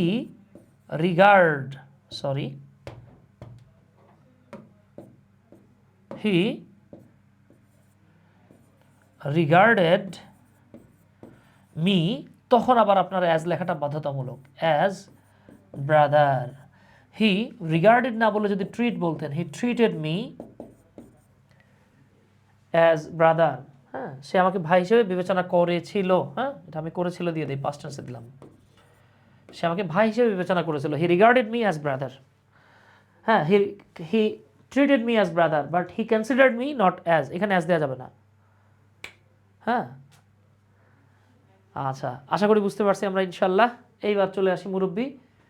ঠিক আছে, এই যে ফ্যাক্টিটিভ ভার্ব, আমি এটাই বলছি, যে ভার্বের পর অবজেক্টিভ কমপ্লিমেন্ট থাকে তাকে ফ্যাক্টিটিভ ভার্ব বলা হয়। এতটুকু বুঝছেন কিনা প্লিজ আল্লাহর ওয়াস্তে একটু কমেন্ট করেন। আমরা যতটুকু বলেছি এতটুকু বোঝা গেছে কি না প্লিজ। এতটুকুর মধ্যে কারো কোনো সমস্যা থাকলে এক চাপুন, না থাকলে দুই। হ্যাঁ, আমি যতটুকু আলোচনা করলাম এর মধ্যে কারো কোনো কোয়েশ্চেন আছে কিনা প্লিজ। আমি যতটুকু বলছি এর মধ্যে কারো কোনো সমস্যা আছে কিনা, থাকলে বলতে পারেন।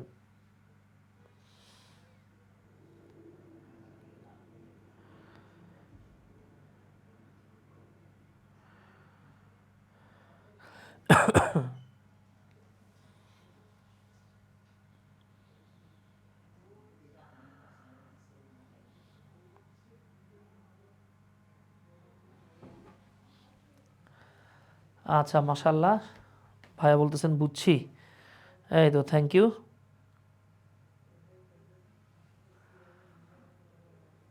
ওয়াও, তাইলে আমরা ধরে নিতে পারি এতটুকু আমাদের ক্লিয়ার।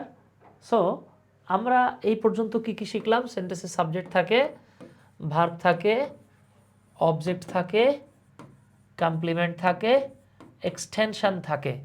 সো আমাদের সাবজেক্ট চেনা হয়ে গেছে, ভার্ব চেনা হয়ে গেছে, দুই রকমের অবজেক্ট চিনলাম, দুই রকমের কমপ্লিমেন্ট চিনলাম। এখন আমাদের বাকি আছে কোনটা? হ্যাঁ, বাকি আছে আমাদের এক্সটেনশন। আচ্ছা, মাহাদি ভাই বলতেছে ইন্ট্রানজিটিভ ভার্ব নিয়ে যদি বলতেন। হ্যাঁ ভাই, আপনারা বললে জীবন দিয়ে দেবো ভাই, খালি দেই না, মইরা যাবো এই ডরে। হ্যাঁ, এই যে আসেন দাদা। হ্যাঁ, ইনট্রানজিটিভ ভার্ব খুব সহজ জিনিস। আমরা কি বলছিলাম? ট্রানজিটিভ ভার্ব কি বলছিলাম? যে ভার্বের অবজেক্ট রয়েছে থাকে সেটা হচ্ছে ট্রানজিটিভ। সিম্পল কথা, যে ভার্বের অবজেক্ট থাকে না তাকে বলা হয় ইনট্রানজিটিভ ভার্ব। অন্যভাবে কি বা কাকে দ্বারা প্রশ্ন করলে যেই ভার্বের পর অবজেক্ট পাওয়া যায় না সেটাই ইনট্রানজিটিভ ভার্ব। ঠিক আছে? আচ্ছা, আমি আপনাদেরকে একটা প্রশ্ন দেখাই, দেখি এই প্রশ্নটার উত্তর দিতে পারেন কিনা আপনারা। আপনাদেরকে আমি একটা প্রশ্ন দেখাবো।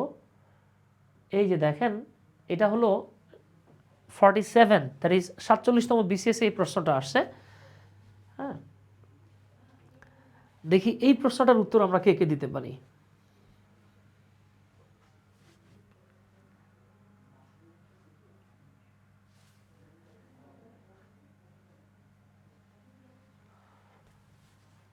দেখি এই প্রশ্নটার উত্তর আমরা কে কে দিতে পারি।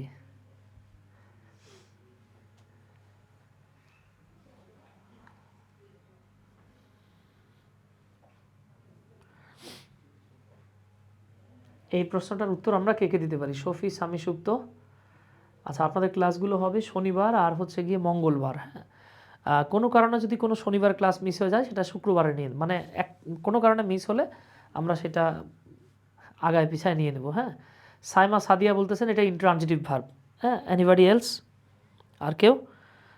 সাইমা সাদিয়া ইন্ট্রানজিটিভ বলছে। আর কেউ? আর কেউ? দেখি কে কে বলতে পারি আমরা। বিপ্লব ভাই বলতেছেন খ। এই তো, সাব্বাস, বাপের বেটা আব্বাস। মাহাদি ভাই বলছেন ইন্ট্রানজিটিভ। ইশতিয়াক সাহেব, আচ্ছা, বিপ্লব ভাই, এই তো হালুম। তাহলে মুরব্বি জাস্ট একটু খেয়াল করেন তো। ইহানা নামটা যে লিখছে, একটা সুন্দর নাম, তাই না? স্লিপস, ইহানা ঘুমায়। আপনি অবজেক্ট পেতে গেলে, হ্যাঁ, আপনার কাকে এবং কি দিয়ে প্রশ্ন করতে হবে। আচ্ছা, আপনি কি কখনো বলবেন যে ভাই ইহানা কাকে ঘুমায়? এই প্রশ্নই করা যায় না। ইহানা কি ঘুমায় প্রশ্ন করা যায়? সম্ভব না। তা তাহলে প্রশ্নই করা যায় না, মানে এখানে অবজেক্ট নাই। এইখানে যেটা আছে এটা মূলত একটা এক্সটেনশন। এখন বলতে পারেন কেন এক্সটেনশন? হ্যাঁ, আমি যাচ্ছি এটা বলবো আমি কেন এক্সটেনশন, একটু পরে টের পাবেন। সো এইটা হলো মূলত একটা ইনট্রানজিটিভ ভার্ব। চিন্তা করেন বিসিএসে ট্রানজিটিভ ইনট্রানজিটিভ আসে, ভার্সিটি অ্যাডমিশনে ট্রানজিটিভ ইনট্রানজিটিভ আসে, হ্যাঁ, মেডিকেলে ট্রানজিটিভ ইনট্রানজিটিভ আসে, এগ্রিকালচারাল ইউনিভার্সিটিতে ট্রানজিটিভ ইনট্রানজিটিভ আসে। আসে না কোন জায়গায়? প্রাইমারিতে আসে। চিন্তা করছেন? তাহলে এগুলো কিন্তু খুব ট্রিকি কোয়েশ্চেন, মানে সহজ কোয়েশ্চেন। এইবার আপনারা বলেন তো এটা কি ট্রানজিটিভ ইনট্রানজিটিভ কোনটা? হ্যাঁ, এই প্রশ্নটার উত্তর কে দিতে পারেন? হি ওয়াজ বর্ন ইন 1980, সে 1980 সালে জন্মগ্রহণ করেছিল। এই প্রশ্নটার উত্তর দিতে পারেন কিনা দেখি। রাজশাহী ইউনিভার্সিটি এই ইউনিটে আসছে, এই প্রশ্নটার উত্তর কে দিতে পারেন?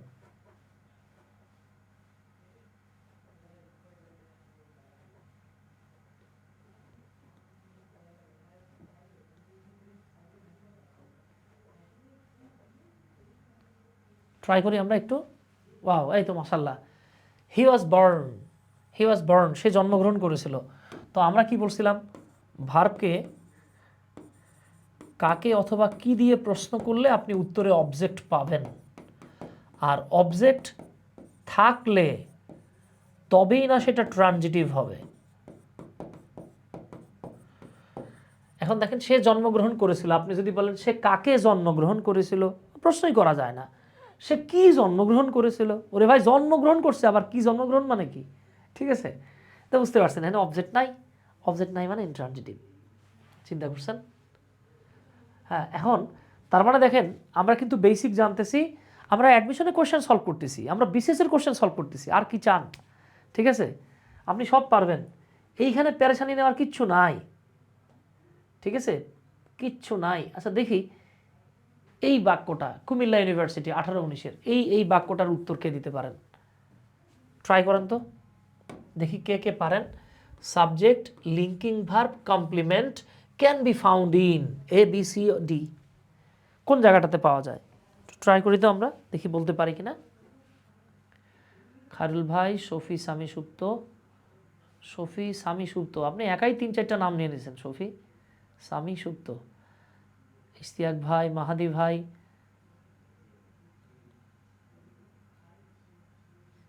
আমরা একটু ট্রাই করি, আমরা পারবো ইনশাল্লাহ। এ আর শরণ, আচ্ছা, রেজাউল করিম, রমজান ভাই। আচ্ছা একটু খেয়াল করি আমরা, লিঙ্কিং ভার্ব হওয়ার শর্ত কি? সামনেরটা পেছনেরটা এক হইতে হবে। হ্যাঁ, আচ্ছা আমরা একটু খেয়াল করি তো ভাই।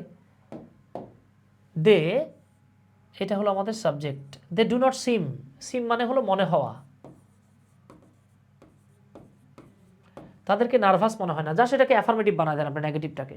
তারা নার্ভাস, নার্ভাসই তারা, তাই তো? তাহলে নার্ভাস নয় কারা? তারা। তারা কি নার্ভাস নয়? ওই আগেরটা পরেরটা এক, তার মানে কি কমপ্লিমেন্ট পাইছেন ভাই, এইটা লিঙ্কিং ভার্ব, তাহলে এইটাই কারেক্ট। এখন আমি যদি বলি দ্য টেলিফোন র্যাং, টেলিফোনটা বেজে উঠলো, আচ্ছা টেলিফোন বাজছে মানে কি? এখানে তো অবজেক্ট কমপ্লিমেন্ট কিছুই নাই, লিঙ্কিং ভার্ব হবে না। শি ডাজ নট লাভ, সে হাসে না, এখানে তো কোনো অবজেক্ট কমপ্লিমেন্ট কিছু নাই, হবে না। শি উইল বাই, সে কিনবে বা কিনে দিবে। মাথায় রাখবেন বাই মানে হলো কেনা, আবার বাইয়ের আরেকটা অর্থ হচ্ছে কিনে দেয়া। কিনে দেয়া, সে কিনে দিবে, কাকে কিনে দিবে? অনিন্দাকে কিনে দিবে। এই যে এটা একটা অবজেক্ট। কি কিনে দিবে? গিফট, আরেকটা অবজেক্ট। দুইটা অবজেক্ট আছে, একটা ব্যক্তিবাচক একটা বস্তুবাচক, এইখানে কমপ্লিমেন্ট নাই। So the right answer is option এই। দেখছেন? হ্যাঁ, অলমোস্ট সবাই এটা বুঝতে পারছেন। দেখছেন? তাহলে আমি আপনারা বেসিক দেখাইলাম, কিন্তু এই বেসিক আপনার অ্যাডভান্সে কাজে লাগছে কিনা? এখন সমস্যাটা কোন জায়গায় জানেন? এই বেসিকগুলো আমরা আসলে শিখি না, না শেখার কারণে আমরা এত বড় বিপদে পড়ে যাই। তাহলে বাবা আমাদের অবজেক্ট কমপ্লিমেন্ট সব চেনা হয়ে গেছে না? হ্যাঁ, আমাদের অবজেক্ট কমপ্লিমেন্ট সব চেনা হয়েছে না? এখন আমরা চলে যাব, একটা জিনিস বাকি আছে, সেটা হলো এক্সটেনশন। আসেন তাহলে এবার এক্সটেনশনের একদিন আমাকে যতদিন লাগে। ঠিক আছে, এখন আমরা চলে যাচ্ছি এক্সটেনশনের কাছে। একটা ফাঁকিবাজি টেকনিক আপনাদেরকে চিনায় দিই, এতে করে আপনি এক্সটেনশন বের করতে পারবেন। সেটা কি জানেন? আপনি সাবজেক্ট চিনেন, ভার্ব চিনেন, অবজেক্ট চিনেন, কমপ্লিমেন্ট চিনেন, এর বাইরে যা যা কিছু পাইবেন সেটা এক্সটেনশন। ওকে, আচ্ছা আচ্ছা, দেখি আপনাদের কারো মনে আছে কিনা। হ্যাঁ, আপনারা কতটুকু মনে রাখছেন বলেন তো। এক্সটেনশন হতে পারে একটা পার্টস অফ স্পিচ, সেটা কি? কোন পার্টস অফ স্পিচ এক্সটেনশন হয়? দেখি কে বলতে পারবেন।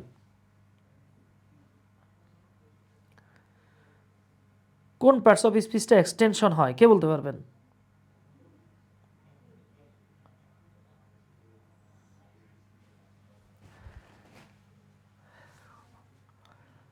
কোন পার্টস অফ স্পিচটা এক্সটেনশন হয়? সাইমা সাদিয়া, এই তো মাশাআল্লাহ, গুড, সাব্বাস, বাঘের বাচ্চা। হ্যাঁ, আমার ভাই না থাকলে বলতো মামা ম্যাও। তা আমি জিজ্ঞেস করি যে কিরে তুই বাঘের বাচ্চা বললে ম্যাও বলিস কেন? বলো কেন মামা, বাঘ তো ওই যে বিলাই তো বাঘের মাসি, তাই না? এই জন্য আমি বিড়াল হিসেবে ম্যাও বলি, বাঘের মাসি তো। হ্যাঁ, তাহলে একটু খেয়াল করেন কিন্তু আমরা এটা পারবো।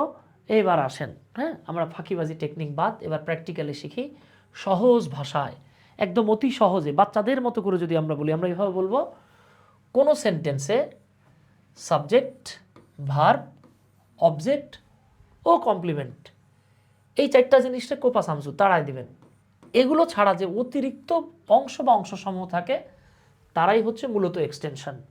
আর একটু মনে রাখেন বাবারা, সোনারা, টুকটুকিরা, হ্যাঁ, পড়াশোনা না করলে টিকটিকি বলবো, এখন টুকটুকি বলতেছি। হ্যাঁ, সেটা হচ্ছে এক্সটেনশন হতে পারে, হয় সেটা অ্যাডভার্ব হবে, নয়তো সেটা অ্যাডভার্ব ফ্রেজ হবে। তাহলে extension can be two types, either adverb or adverb phrase. এই তো মাশাআল্লাহ, প্রীতম দেব, হুমায়রা, মাহাদি হাসান, নাহিদ হোসেন সবাই বলে দিয়েছেন। আচ্ছা, এখন এটা বের করার একটা খুব দুর্দান্ত টেকনিক আছে, সেটা হলো আপনি ভার্বকে কখন, কোথায়, কিভাবে, কেন, কতটুকু, কি পরিমাণ, কতবার, কততম, কোথা থেকে, কোন দিকে, কি দিয়ে, কাকে দিয়ে, কার জন্য, কার সাথে, এই প্রশ্নগুলো যখন করবেন উত্তরে আপনি পেয়ে যাবেন একটা এক্সটেনশন। এখন বলতে পারেন ভাই এত প্রশ্ন কেমনে মনে রাখবো? আমি একটা টেকনিক শিখাই দিই, মাথায় রাখবেন।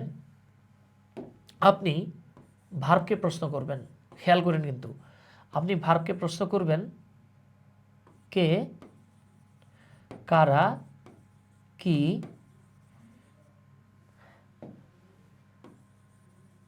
কাকে, কোনটি, কোনগুলো।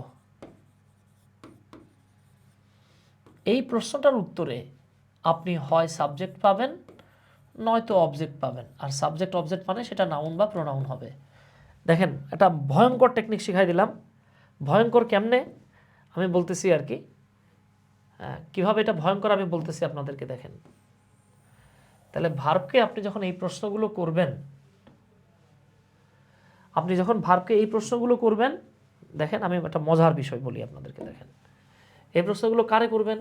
ভার্বরে করবেন। এই প্রশ্নগুলো ভার্বকে করলে আপনি হয় সাবজেক্ট পাবেন আর নয়তো অবজেক্ট পাবেন।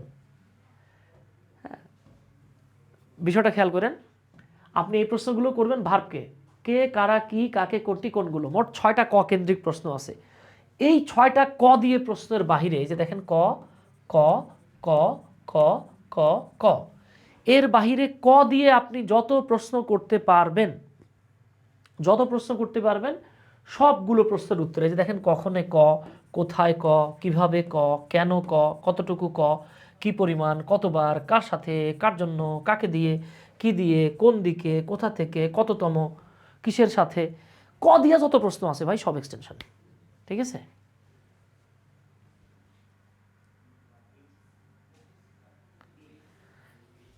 বুঝতেছেন তো?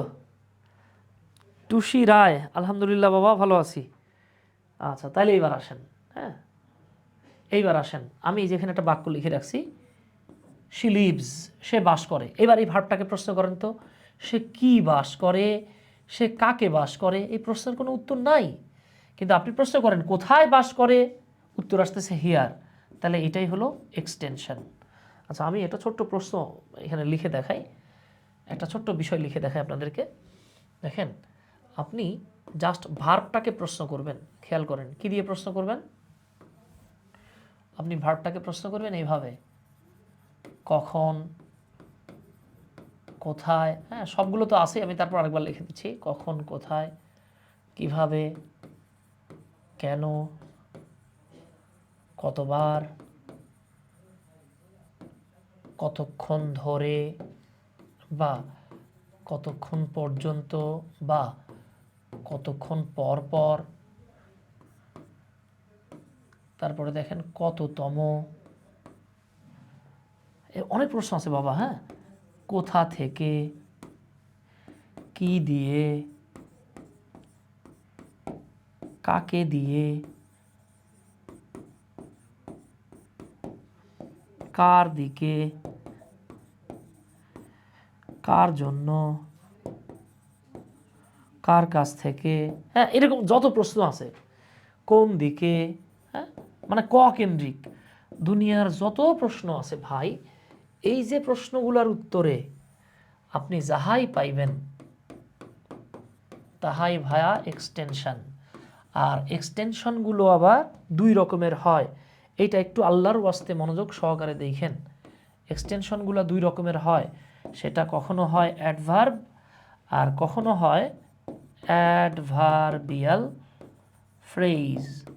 সো আপনি কেমনে বুঝবেন যে দাদা এটা কি অ্যাডভার্ব নাকি অ্যাডভার্বিয়াল ফ্রেজ? খুব সহজ, যদি ওয়ান ওয়ার্ড হয়, মানে যদি সিঙ্গেল ওয়ার্ড হয় তাহলে অ্যাডভার্ব, আর যদি মোর দ্যান সিঙ্গেল ওয়ার্ড হয়, মোর দ্যান সিঙ্গেল ওয়ার্ড মানে কয়টা ওয়ার্ড বাবা? একাধিক ওয়ার্ড হয়, তাহলে অ্যাডভার্ব ফ্রেজ। ঠিক আছে, তাহলে একটা ওয়ার্ড হলে অ্যাডভার্ব, একাধিক হলে অ্যাডভার্ব ফ্রেজ। আমরা কুইকলি শেষ করব, সমস্যা নাই।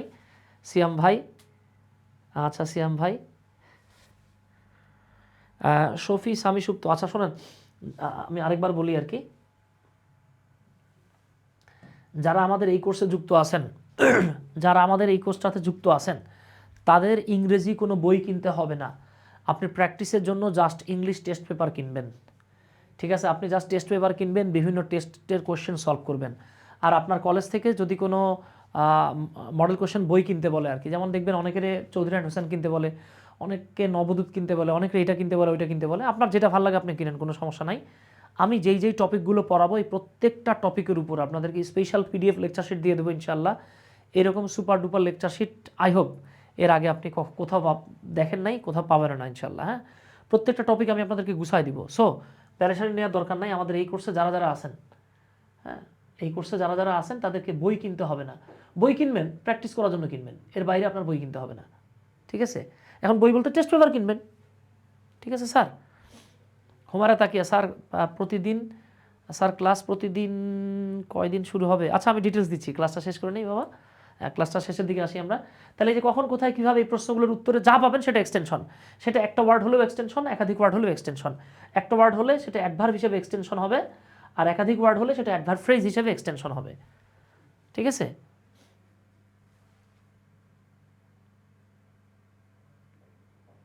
রেজাল্ট করিম ভাই পাবেন, পাবেন, সমস্যা নাই। এইবার চলে আসেন, তাহলে দেখেন শি লিভস, সে বাস করে। কোথায় বাস করে? হিয়ার। এই যে কোথায় প্রশ্নের উত্তরে কয়টা ওয়ার্ড পাইছেন? হিয়ার, একটা ওয়ার্ড, এটা একটা অ্যাডভার্ব, এটা একটা এক্সটেনশন। এবার দেখেন দে স্টাডিড, তারা পড়াশোনা করেছিল। প্রশ্ন করেন তো কখন পড়াশোনা করেছিল?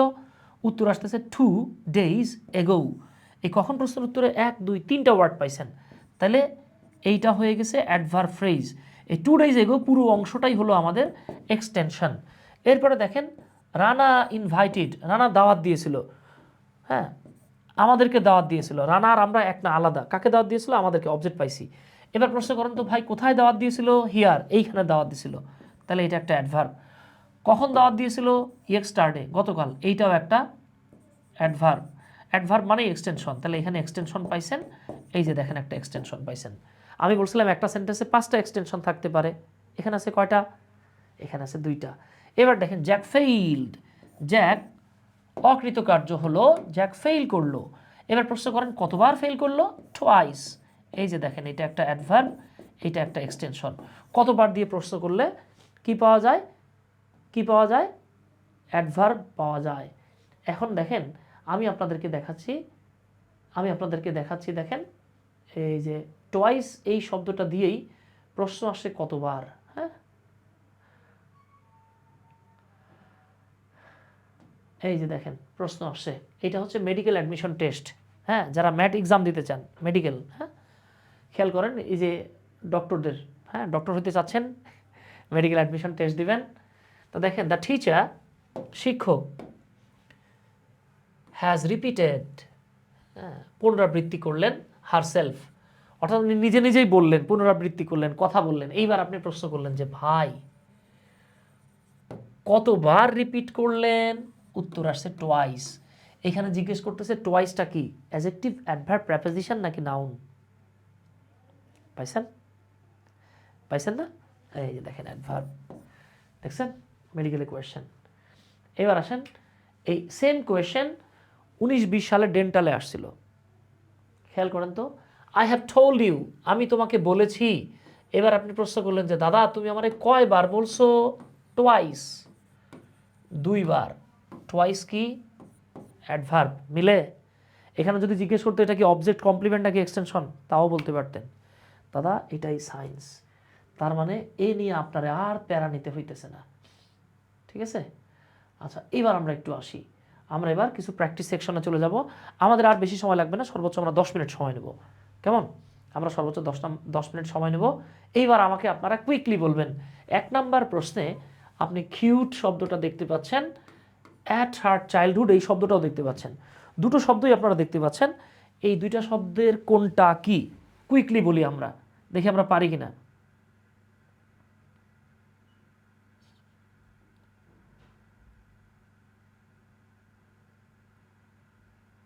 দেখি আমরা এটা পারি কিনা। হ্যাঁ,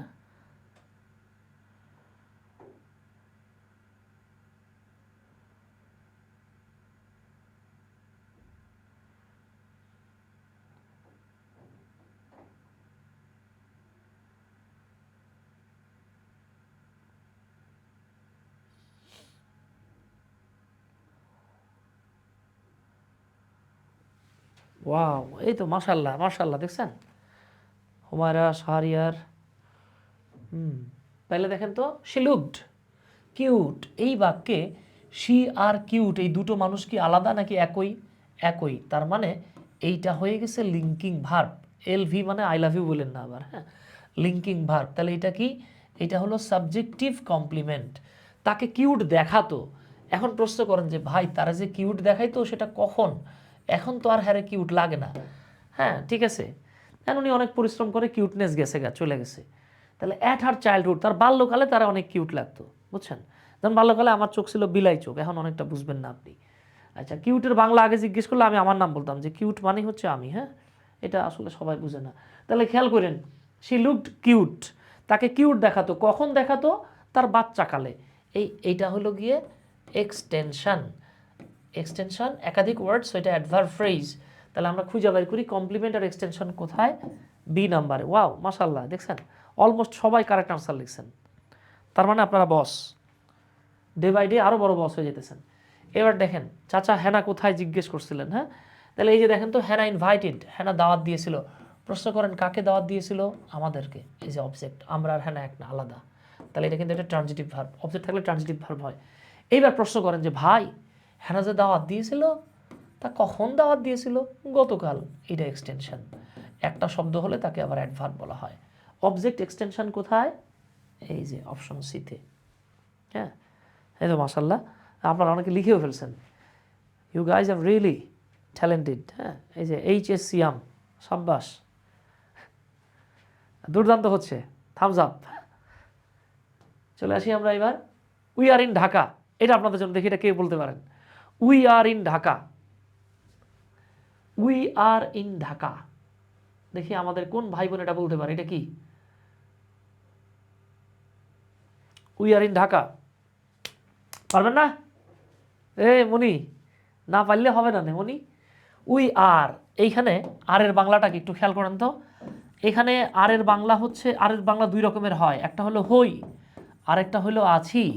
ধর আপনি যদি বলেন উই আর স্টুডেন্টস, আমরা হই ছাত্রছাত্রী, এখানে হই না বললেও চলে। কিন্তু আপনি যদি বলেন, আপনি যদি এভাবে বলেন যে উই আর হিয়ার, এখন আপনি কি বলবেন? আমরা এখানে হই, তা তোমার এত হওয়ার শখ হলে হবে না তো। এখানে আসি বোঝাচ্ছে, আমরা এখানে আসি। তাহলে উই আর, আমরা আসি, কোথায় আসি? ঢাকায় আসি। দেখেন এই বাক্যটার বাংলা হলো আমরা আমরা ঢাকায় আছি। তাহলে আপনি প্রশ্ন করেন যে সুমন ভাই তোমরা কোথায় আসো, উত্তর আসতেছে ঢাকায়। এখানে ইন প্রেপোজিশন, ঢাকা নাউন, কিন্তু পুরোটা একসঙ্গে হয়ে গেছে একটা ফ্রেজ। এটা নাম অ্যাডভার্ব ফ্রেজ, এটা একটা এক্সটেনশন। সো এই দেখেন এক্সটেনশন সি, দেখছেন? মাশাআল্লাহ। এবার বলেন তো 4 নাম্বারটা এটা কি হবে? She studied hard, she studied hard. What should be the perfect option? Subject, complement, extension আর অবজেক্ট? এবার যেটা লিখতে পারেন লিখে দেন, যায় না? এই তো মাশাআল্লাহ, 100% এক্সটেনশন, 100% অ্যাডভার্ব। দেখেন হি স্টাডিড হার্ড, বাংলা কি? বাংলা হলো সে কঠোরভাবে, কঠোরভাবে পড়াশোনা করেছিল। তাহলে আপনি প্রশ্ন করেন যে ভাই সে কিভাবে পড়াশোনা করছিল, কখন, কোথায়, কিভাবে দ্বারা এক্সটেনশন বা অ্যাডভার্ব পাওয়া যায়। ওকে, কিন্তু শি ইজ হার্ড, এই বাক্যটা দেখেন তো, সে হলো, এই হলো আর হয় কিন্তু একই, হ্যাঁ? সে হলো কঠোর, সে হলো নিষ্ঠুর, ওর দয়া মায়া নাইকা, তাই না? আপনার মেসেজে রিপ্লাই দেয় না, খুব বিপদ। তাহলে এই বাক্যে সে মানেই হার্ড, হার্ড মানেই সে।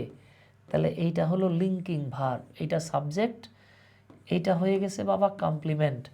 এখন আমরা জানি যে ওয়ার্ড দ্বারা কোনো নাউন প্রোনাউনের দোষ গুণ অবস্থা সংখ্যা পরিমাণ বোঝায় সেটা অ্যাজেক্টিভ হয়। তাহলে এখানে মেয়েটার দোষ বুঝাইতেছে, তাহলে এটা একটা অ্যাজেক্টিভ। তাহলে খেয়াল করছেন কমপ্লিমেন্ট এবং অ্যাজেক্টিভ। ইন্টারেস্টিং ফ্যাক্ট হলো কোয়েশ্চেন নাম্বার 4-এ হার্ড শব্দটা হয়ে গেছে এক্সটেনশন আবার অ্যাডভার্ব। কোয়েশ্চেন নাম্বার 5-এ হার্ড শব্দটা এবার হয়ে গেছে কমপ্লিমেন্ট বা অ্যাজেক্টিভ। তাহলে একই শব্দ দেখবেন ভিন্ন ভিন্ন আচার আচরণ করছে, করছে কিনা বাবা? এতটুকু বোঝা গেছে কিনা একটু কমেন্ট করবেন। ওকে, ঠিক আছে। এই তো মাশাআল্লাহ, থ্যাংক ইউ। এবার তাহলে আমরা চলে আসি পরের কোয়েশ্চেনে, 6 নাম্বার। এই প্রশ্নটার উত্তর দিতে পারলে আপনারা বস, ঠিক আছে? এই প্রশ্নটার উত্তর দিতে পারলে আপনারা boss. This is the last question, দেখি আমরা উত্তর দিতে পারি কিনা। এটা হলো আমাদের লাস্ট কোয়েশ্চেন, দেখি এটার উত্তর দিতে পারি কিনা আমরা। হোমায়রা তাকিয়া, স্যার প্রতিদিন ক্লাস কটায়? বাবা প্রতিদিন ক্লাস না তো, আপনাদের উইকলি 2 দিন করে ক্লাস হবে। ক্লাস হবে রাত্রে 8টায়, হ্যাঁ, রাত্রে 8টায়। তবে আপনারা সবাই যদি অনুরোধ করেন সেক্ষেত্রে 7:30টায় আনা যাবে।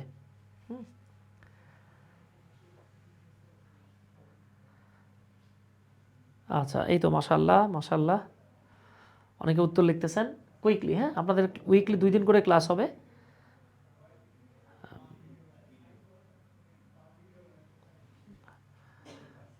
আর আপনারা যদি বেসিক কিছু ক্লাস চান, প্রয়োজনে আমি আরও কিছু ক্লাস বাড়াই দেবো, হ্যাঁ, সমস্যা নাই, ঠিক আছে? আমি যা বলেছি তার চাইতে অনেকগুলো ক্লাস বেশি নেব, ইনশাল্লাহ। মানে সেকেন্ড পার্ট নিয়ে আপনাকে আর প্রেশার নিতে হবে না। হ্যাঁ, আল্লাহর উপরে তাক্কুল করে আপনি আমাদের উপরে ভরসা করতে পারেন অন্তত এই টপিকগুলোর জন্য।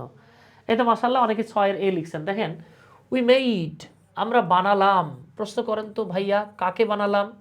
উত্তর হচ্ছে তাকে, সে আর আমরা এক না, আলাদা। তাহলে এটা অবজেক্ট। কি বানাইলাম ভাই? ক্যাপ্টেন। দেখেন সে আর ক্যাপ্টেন কিন্তু একই ব্যক্তি, তাহলে এটা হলো অবজেক্টিভ কমপ্লিমেন্ট। এইবার প্রশ্ন করেন যে ভাই আমরা যে তারা ক্যাপ্টেন বানাইলাম, কখন বানাইলাম? 2 দিন আগে। তার মানে এই বাক্যে অবজেক্ট আছে, কমপ্লিমেন্ট আছে, এক্সটেনশন আছে।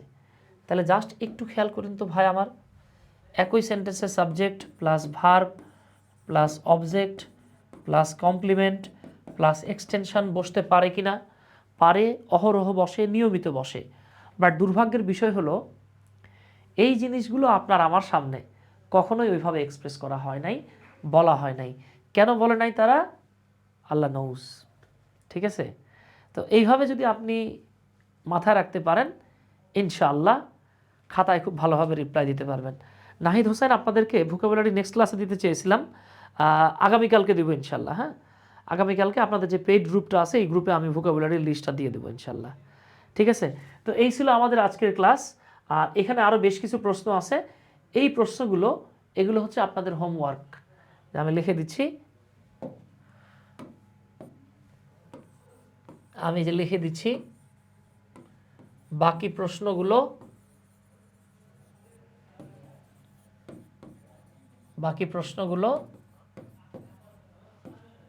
আপনাদের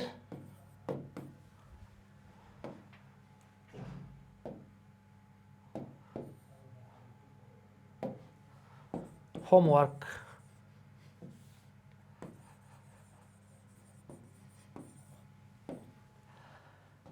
তাহলে বাকি প্রশ্নগুলো আপনাদের হোমওয়ার্ক, ঠিক আছে? আচ্ছা আচ্ছা, ও এখানে ভার্বটা কি হবে, তাই না? তাহলে আমরা পড়ছি যে ভার্বের অবজেক্টিভ কমপ্লিমেন্ট থাকে তখন সেই ভার্বটাকে বলা হয় ফ্যাক্টিটিভ ভার্ব, বলেছিলাম না? এই তো হয়ে গেছে। আচ্ছা, তাহলে ভালো থাকেন ইনশাল্লাহ। নেক্সট ক্লাসে আপনাদের সাথে আবারও দেখা হচ্ছে। টিল দেন, আল্লাহ হাফেজ।